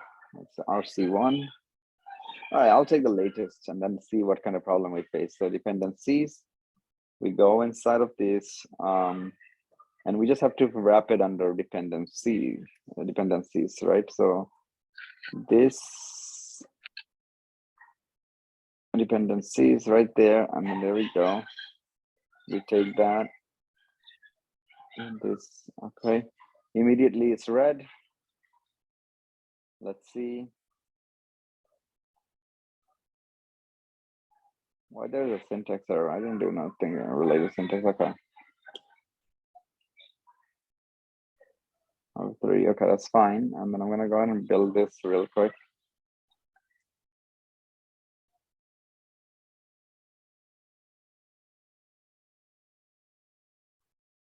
Artifacts. I did. So didn't we? Okay. Not found 10. Okay, so it's not found for some reason. Okay, so let me go back to previous version. Okay. I think the version 6.1.1. Work better. Okay. Let's see. I mean, 38.7.2. Let's try that first.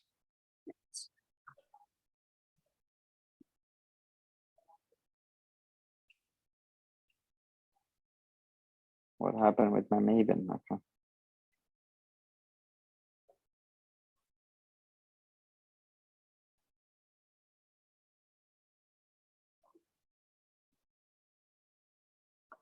This project group product dependencies, Apache Maven. Okay, that's fine. Maybe 19, maybe 18 we should use. I don't know. Okay.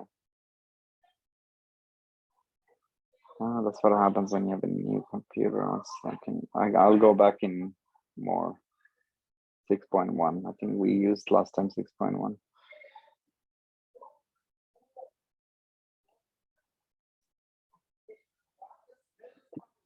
But you guys understand the idea, right? We're gonna have these Maven dependencies, and it's not even showing me like to install. I'm gonna restart this real quick. Sometimes it just takes all it takes. Okay, always download. Okay. There you go. Okay, so it probably needed a restart, and now it's downloading the dependencies. Okay, once it's finished, then we can always download. Okay, that's good. Configure plugin Java for Cucumber. Okay, so we needed the Java for Cucumber also. So it's gonna be super confusing for you guys because everything is automatically suggested to me, and I'm just downloading it. But Java for Cucumber plugin, we need it for IntelliJ. So if you don't have it, we're gonna have to install it. So now I get the suggestion. I'm gonna go ahead and install this, but you should get a suggestion as well, right? And then you'll have to restart your IntelliJ. So if you do happen to create BDD framework with Cucumber, you need a plugin that understands Cucumber, okay? And that plugin is called Java for Cucumber. It should automatically give it to you. But if it doesn't, then you can go to file and then, sorry, IntelliJ and then setting and then go to the plugin. So now it kind of tells me more tips. I don't need that. All I need right now is Selenium, so I can use to automate, right? So let me go to this. All I'm gonna need is Selenium. So I might just get the latest today because we did the latest try the other day and it worked perfectly.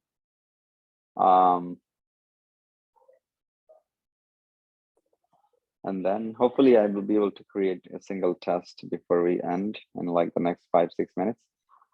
Then I need manager, right? So driver, web driver manager.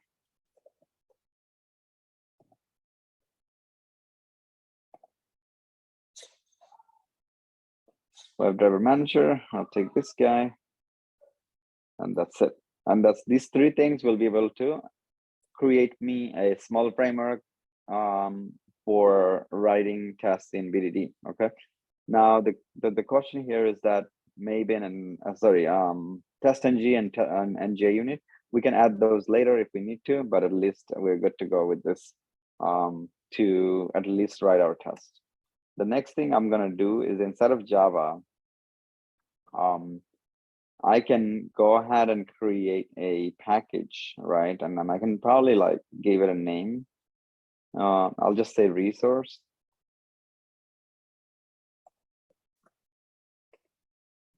Or you know what? I'm just gonna say feature, okay?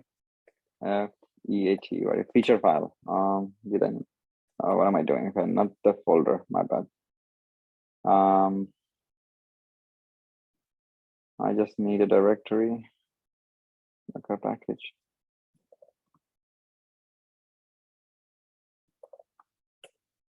feature. Okay, so I created a feature package, right?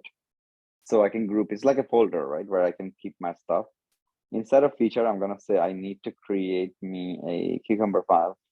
So I'm gonna say file, and I'm gonna just write first test.cucumber. Okay, sorry, oh my god, okay, dot feature. Okay, that's the extension. As soon as you see a Cucumber icon on the left, that means your Cucumber is working just fine. Okay, you're good to go. So now here, what I will do next is that I'm gonna go ahead and write a feature. Okay, so notice it just already tells me. So your IntelliJ is smart enough to give you things ahead of time. So now feature, I'm gonna say verify login. Okay, verify Google search, whatever. I want to just create a very small test, so it's fine. Scenario, remember we did scenario outline, even scenario template. So we're gonna use scenario first, and then I'm gonna say verify. Okay. So I'm gonna write as a user, I should be able to do Google search with my own keywords, right? Something like that. I just wrote the description feature, and this is just description, nothing to do with code. So in the feature, this is description, it doesn't really run or anything. So, and same thing, after the colon, it's not code, right? So verify I can search in Google, right? For example, given I am on, notice the color changes, right? Because these are keywords that it knows it has a meaning. So given I am on Google page, when I enter something, okay, keyword, then I should see result in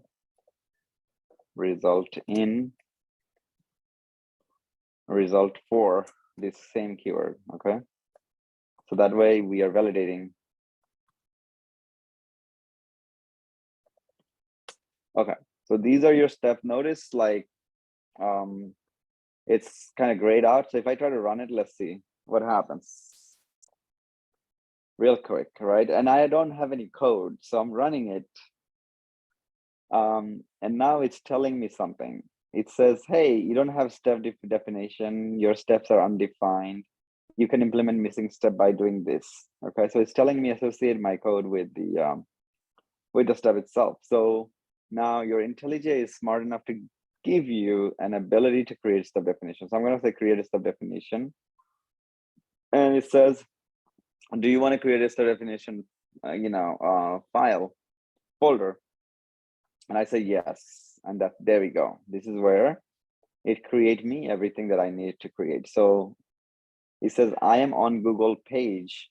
In order for you to go on Google page, this line meaning we have to enter the code here. So I'm gonna say WebDriver Manager, right? I'm just gonna go ahead and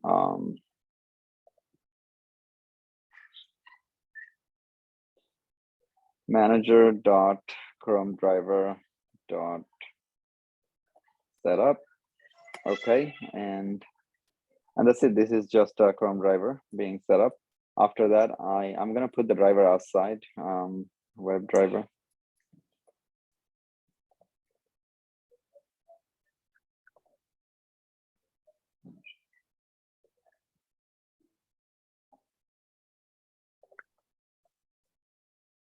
Okay, and I'm gonna say driver is equal to new Chrome driver. All right, once I did that, the next thing I can do is that I can tell the driver .get, and I want to go to Google, right? So that's exactly what I need to do, and that's it, right? That's basically the line says I'm on Google page, so that's where I need to be, right? So this code should reflect what I want to do, right? So I'm gonna go to Google first. And I'm gonna just copy this, and that's it. And copy the URL, paste it. Notice why I copied it, because it has so many other things coming in with it. So now we are in Google page, right? That's the line. If I go back to my test, notice like the first line is no longer highlighted like the other ones. Now this guy, I'm gonna do the same thing. I'm gonna create a step definition. I'm gonna go to my step def. This is what I want, the second one, and then basically 1 second, guys.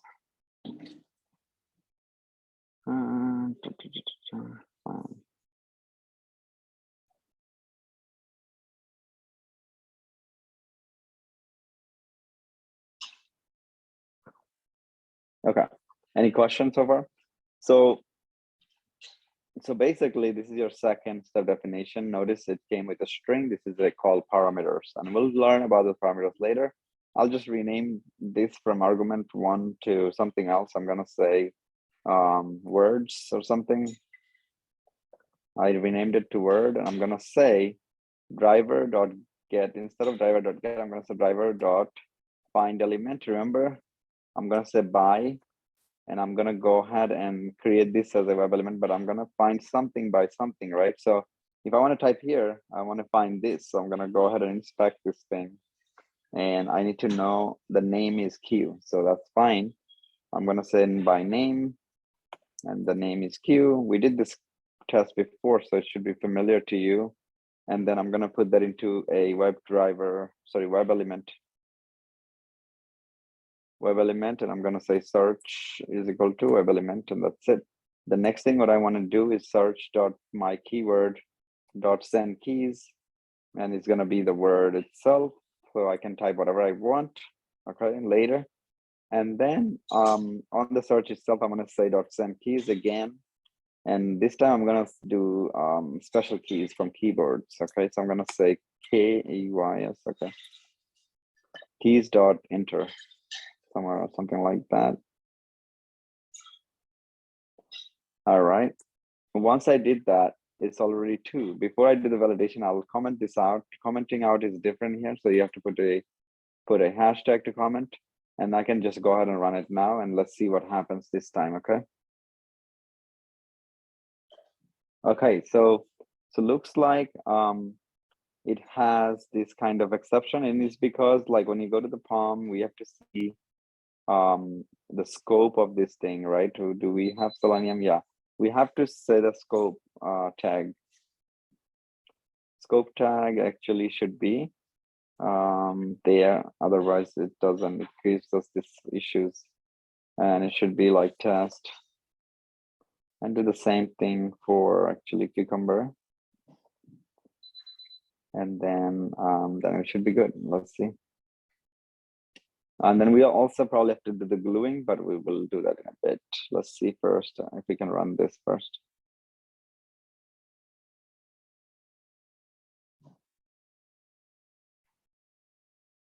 Okay, so let's go ahead and fix the configuration. Edit, we go into Cucumber scenario. We just have to see where the glue. So glue is empty. We have to put the location where our step definition is. Okay, and that's why it is is not working. So if I go to the where did our step definition go before? Okay, let me just go in there and check where it is first.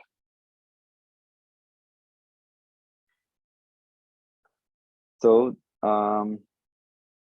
what did I just do? Okay.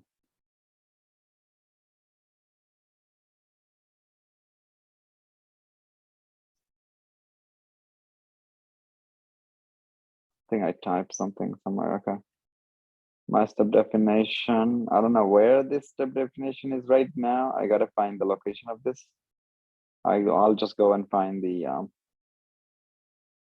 path. I should have put it into the right places, but okay, let's see. Where did it go?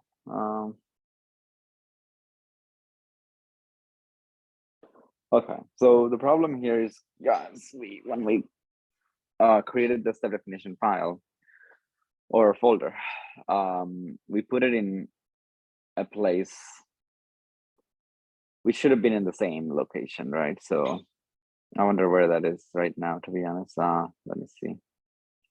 Oh, it's right here. What the hell? Why is it there? Okay.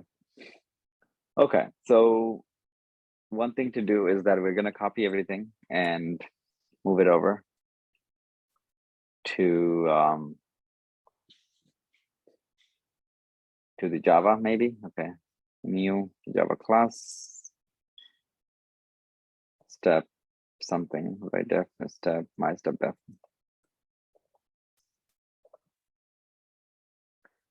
My step devs, and then paste it here, save, and then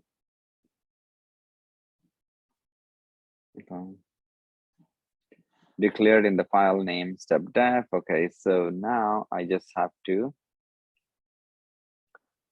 find the other one and then delete the other one. Okay, this is the one that we created. This is the one that the other ones. Okay, so that's that. Where's the editing? Rename the file. Okay, so rename something else.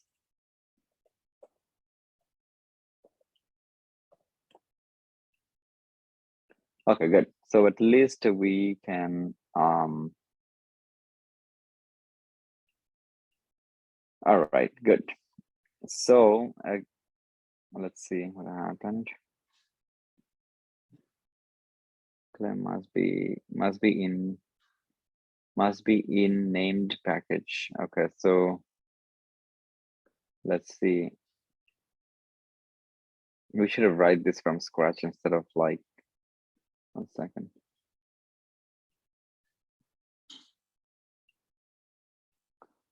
Okay, that's fine. But first, let's see. It says to put it inside of the package. Let's run it before we do that. Yeah, we're gonna put it inside of the package. Refactor. Okay, good.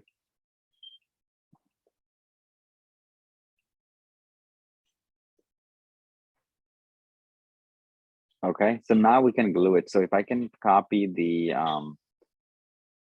path, so I'll go ahead and copy the content root path.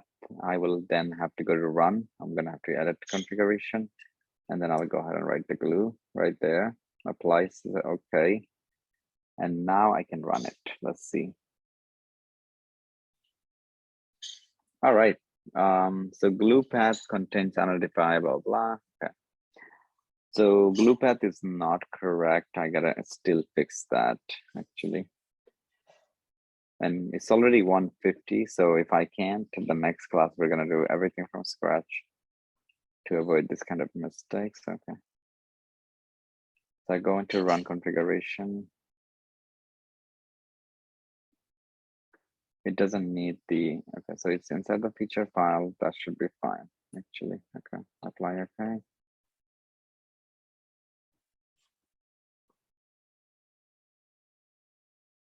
All right, seems like I was doing something, but it is implemented snippet. Okay.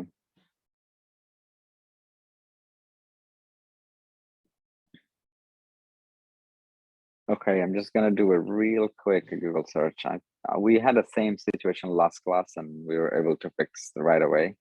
Okay, cucumber not finding step definition IntelliJ. So IntelliJ probably, it's an IntelliJ problem that we have to fix. So let's see. Some people had the same issues as well. So this is what's happening to other people. It says, I finally found the solution to my problem. The error was caused by plugin called Substep IntelliJ plugin. You need to search and then go ahead and disable. Okay. Okay, so that's good. There's a easy one. It says invalidate the cache and it should be fine. So let's see. Invalidate cache, clear files, local history, clear the CS cache, and we should be good to go. Okay. Okay, so it should be fine. I think this is exactly what we did last class. We just had to remove the cache. Okay, so it's coming, it's coming.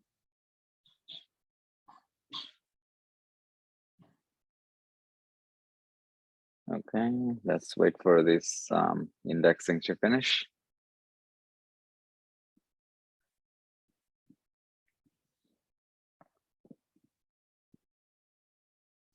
Notice like how the test is much cleaner looking. You guys noticing this?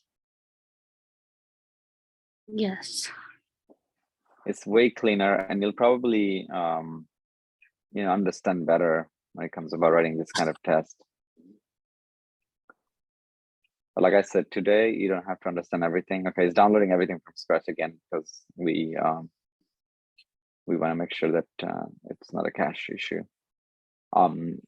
Little bit of time that we have, 7 minutes. How many people know what is a cache and what is a cookie?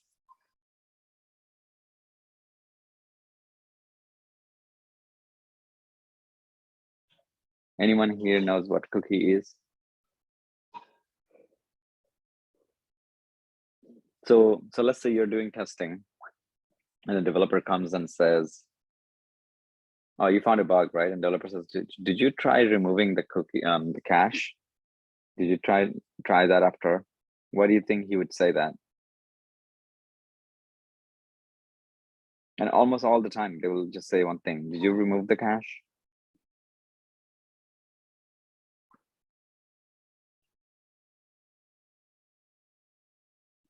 Let's see.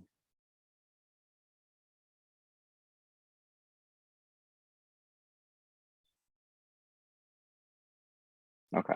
Yeah, we'll fix that later. Let's talk about the cache cookie and then, but you saw how the implementation work, right? We are writing the test, but the next class when we write our framework, we're going to be able to start to run tests. This could be because of the plugin, substep plugin that we have to remove or whatever is the case, and then make it work. And I'm also using a brand new computer, so it's just a combination of anything right now. Now, with that said, guys, we'll finish our day with these two understanding of two things that we need to know. If you're a technology person, if you work with the development team, I think cache and cookie is something that you should know. So let's say when you log into Facebook and then you just go ahead and close the browser, and then 2 hours later, 1 day later, you just go to Facebook and somehow magically it's logged in for you. Do you know who did that cache or cookie? Who was responsible for that kind of, saving your state, your login state, exactly where you are last time and things like that? You know which one does it?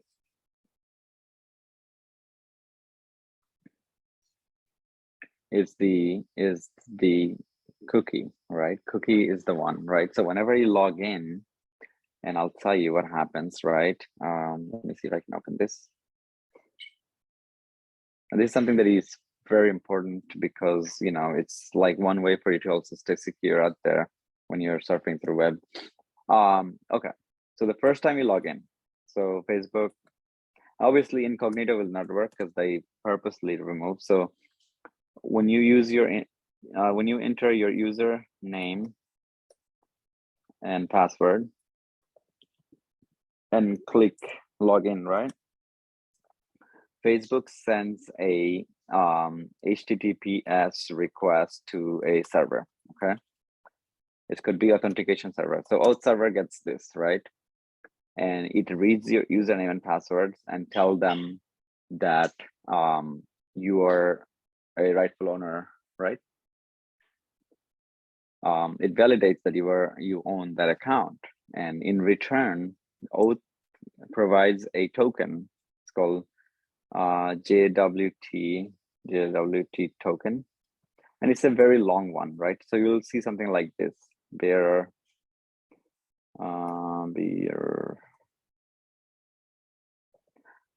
and then you have like this and all this, like it's a very long token, right? It's encrypted very long like this. Okay, so now you have this bearer token in exchange for entering username and password. All right, so Facebook then sends this back to the browser. The browser stores this, okay? And now anything that you do on the web page, the Facebook doesn't have to the browser doesn't have to log in again. It will just use this one because this one came in result of username and password, right? This token came. Now your browser will use this token to pull information related to you. not to anybody else in the world, right? Because the database, how does it know that whose information to pull, right? So each user has their ID and things like that, including the token. So it must be using user ID, and then it uses the token to say you properly authenticated. You are the right user of this ID because this unique token is yours.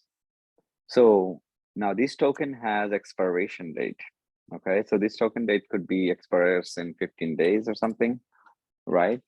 And so now for 15 days, Facebook will not ask you to log in again, right? Because this token is saved in your computer, in your browser memory, right? Browser has temporary memory, it's called cache.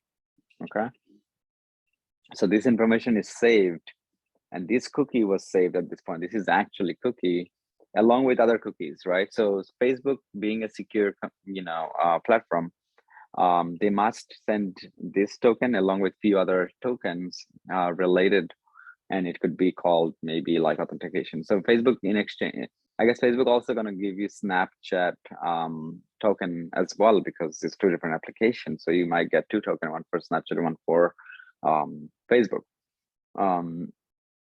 So basically you get this token, and until this token expires, you will be able to log in without anything. You'll be able to log in. So now if you go into your browser and send me this token, I can actually log into your Facebook, and I can see who you're messaging, right? It's that easy, right? That's what it is. So now this token is the user responsibility, right? The company cannot be that secure, right? This token is generated and giving it to you with an expiration date. If you decide to share with somebody, that's you putting your security on the line, right?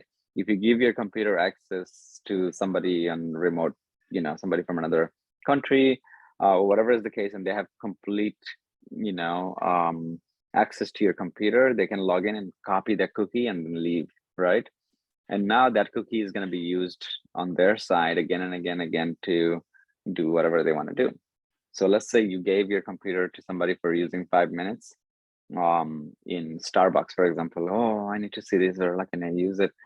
And then he uses it for 5 minutes. He goes to Facebook. He then goes and copies this token, whatever token, or the like cookie list of cookies, and then he emails it to him. He can go home and just log into your Facebook. That's it. He doesn't need no username or password, and it's fine. He doesn't need anything, right? So now cookie is responsible for authorization, right, and authentication, and that's how it knows your information. Only your information is being served to the server, and then server displays it on the browser. That's it. So anytime you want to display, like let's say you want to display your friend list, server gets a message, oh, give him the friend list, then it will deliver the friend list, and then you see it. Everything that comes in is basically based off of what you are looking for in the browser. You may think like everything is right there on the same browser. It's not.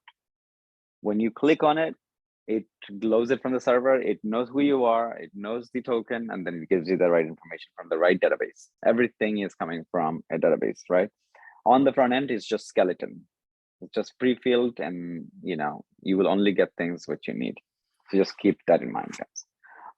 Now, cache. Let's talk about cache. Any question about the cookies? Who here didn't understand cookies? Okay, it's clear. Okay, good. Now we talking about cache. How many people know what cache? I don't even know how to spell it. Okay, did I spell it correctly? C-A-C-H-E, cache. I think, yeah, that's how it is spelled. The next thing is cache. And cache is actually being used for multiple reasons. Number one reason is that performance of the application, meaning when you visit a web page for the first time, notice it takes a little bit longer than when you visit the second time. And it's because what it does is that images, like these are called web resources. These are resources, basically image and like this icons, the color format, and things like that. It automatically saves it to your browser cache. So as long as you visit this website, it knows that this icon's already there, so it doesn't have to download it again to display it here. It can just reuse the icon that it belongs to your browser at this point. The browser saved it in the memory. So these, instead of pulling these icons or this, images from the database, it will pull it from your own browser. Therefore, it's significantly faster. In order for you to test this theory, you can go to incognito mode and you go somewhere, let's say jetblue.com. Let's see how well they manage their cache, right?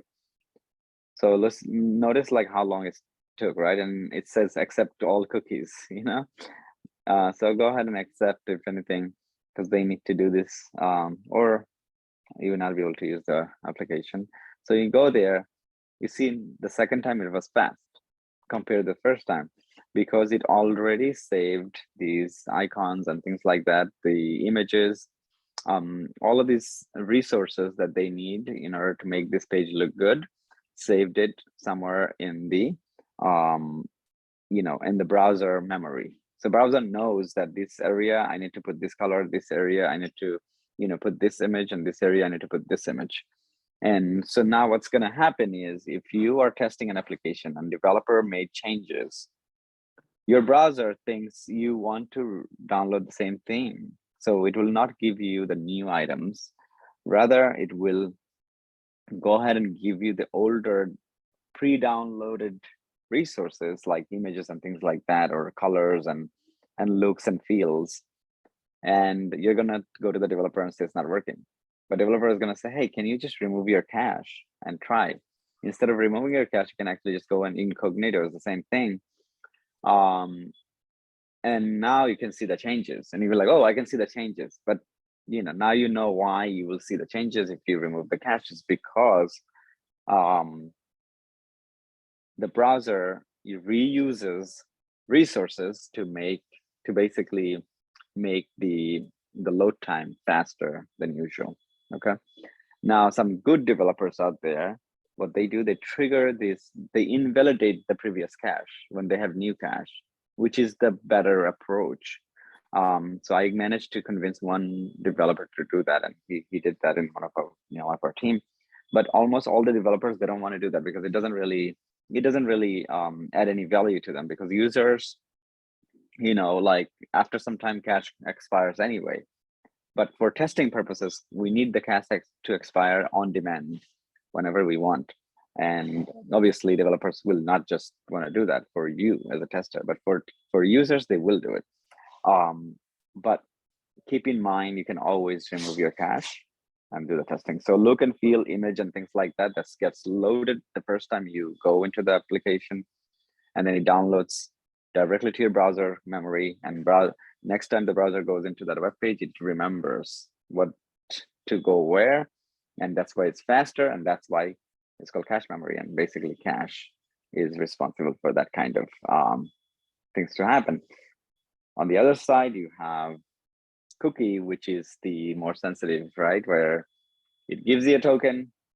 It just says, okay, you give me username and password, and I'll tell you what the token is. And then after that, your browser saves that token. And now anything that you surf through the website, it reuses the token, the same token. And the Facebook server knows that it's you because of the token. The token is the identifier at this point to find all this information. Obviously, 15 days expiration date applies to many companies, but Facebook, I think, keeps it for like 15 days. And then as long as you log in within that 15 days, it extends it to another 15 days, something like that, I believe so. But you can actually check that the expiration date of the cookie if you actually logged into Facebook. You just have to find it. Anybody want to know where to find these two cookies? Let me log into something to actually show you. Otherwise, if I'm not logged in, then I will not be able to show you, right? So where can I log in? That doesn't matter. Let's see. To find your cookies, okay, so you can go two places: application, you can go network also. So in the network, that's where you find the cookies actually. I'm trying to log in somewhere to see where I can actually get you the cookies from, somewhere that I don't really care about to log in. Okay, I'll go to IntelliJ because I do pay for them. I have like subscriptions. I can just go and log into the website. Okay. All right. Where's my login?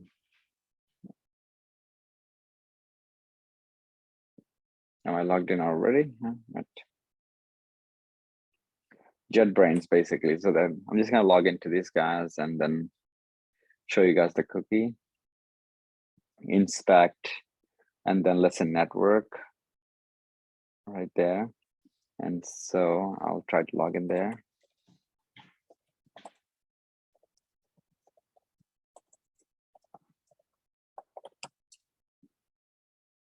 So we see authorize and all that thing just took place. So let's go and check, right? You click on Fetch XR where it'll remove the resources. Notice like all the resources being downloaded, like, you know, style sheets, your you know, GIF, which is a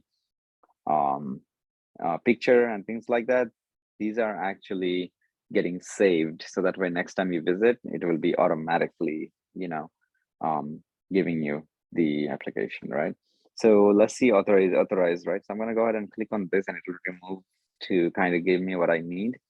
So I go into this, get notification. Nope, this guy, this is just index config. This one is post. Okay, this is getting me license information. So if I go into the payload and I can see the request being sent. So these are some of the requests that they're sending right there, and then preview response. Okay, I just got to go into this one. I'm looking for the cookie, but as you can see, there's some information related to cookie.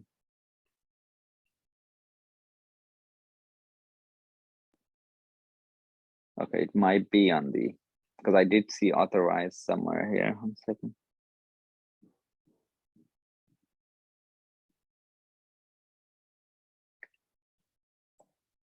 Okay, there we go. Auth.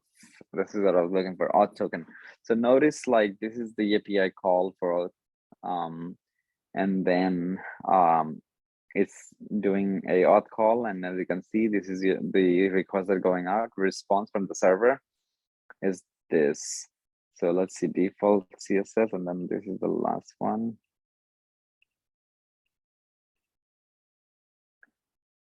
Goodness, okay. No, probably not a good example because their protocol is different. I don't see no cookies being I don't see basically a token, but I can show you the cookies that they have if I go to local storage, which is already saved, right? Which is already saved into my browser, because this is where the storage is, right?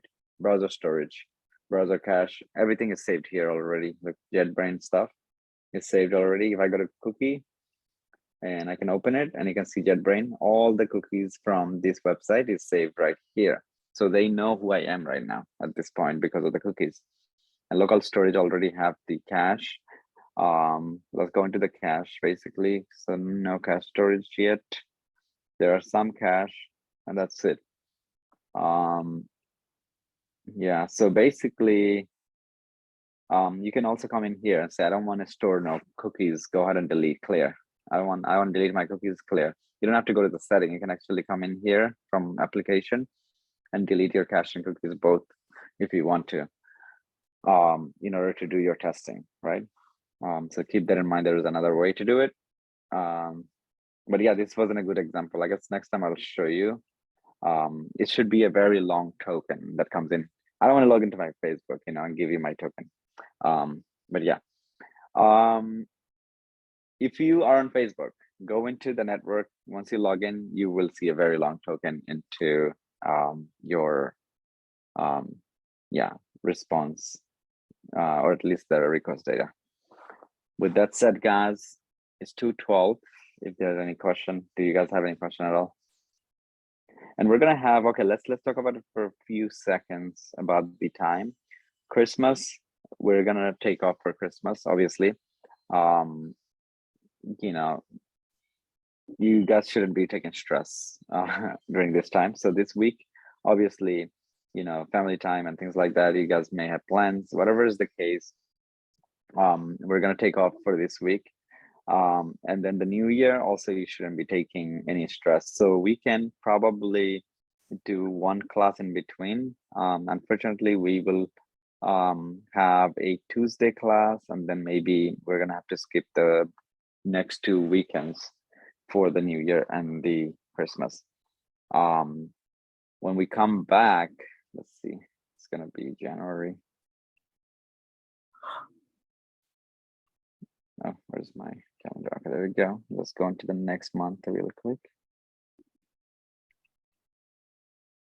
Yeah, so when we go to next month, January, we basically, obviously 31st is gonna be Saturday, so that's the weekend, but then we come back on the 7th on Saturday. And we may increase the Sunday class as well for the interview preps, because we need to speed up that process, the interview prep, to make sure that you guys are at least somewhat knowledgeable to be out there. So we may just increase one more classes to speed up the process. But other than that, yeah, January 15, we're gonna try to get you guys some internal position. If we do happen to get it, it's gonna be like really 2 people left. But if you go with QA, you're probably gonna have less stress. So we're gonna, again, we can have a conversation open on this and see how this goes. But getting a QA job is not going to be that difficult, you know, for us with the plan that we have. The only thing is that I need from you guys as the patient, I need from you guys is to believe in yourself, and I need you guys to be very, very strong, because it's gonna be, sometime you're gonna be like, oh, I just want to quit. I just don't want to deal with this. People are, you know, asking too many questions and things like that. Oh, I took 3 interviews, nothing happened, you know? So that's when the patient is going to come really, really handy from you guys. So yes, you guys are studying. Obviously, this holidays are not helping a lot, but we talked about the Udemy classes, do some self-study. I'm going to share the interview questions with you guys, so you guys can already start to look into those. But most importantly, I may just use the next weekend to give everybody resumes and scripts, so that way you guys have it on hand to prepare yourself while we're still doing the class. So that's my thing. And again, like I said, we're not doing anything until January 15 for marketing for anyone, right? Because it doesn't make sense, right? It doesn't make sense at all. Even if I put the resume right now, it's, you know, nobody's really looking at it right now. Everything is on hold because managers and many managers are already out for holidays, and we have few people on the market, and we're not seeing any response right now. At least from the last week, it's just really, really bad response. So no reason. But yeah, January 15 and onward, we're gonna start to place 1 or 2 people per week until we're done. Okay, so if there's no question, I'll see you guys next time. And do you have any homework? Just one question, sorry.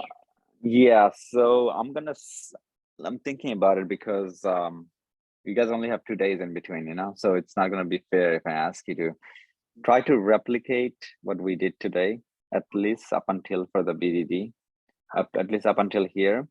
And if it doesn't work, it's fine. We'll fix it in the class, right? If you can get up to here, and if it doesn't work, not a problem, we'll fix it. Yeah, and for those who didn't do the last one, you know, link testing is important to do it. So I'll take a look at that. I think 3 people did it so far. So make sure you do the link validation also. Thank you. You're welcome. I'll see you guys on Tuesday. Thank you. You're welcome.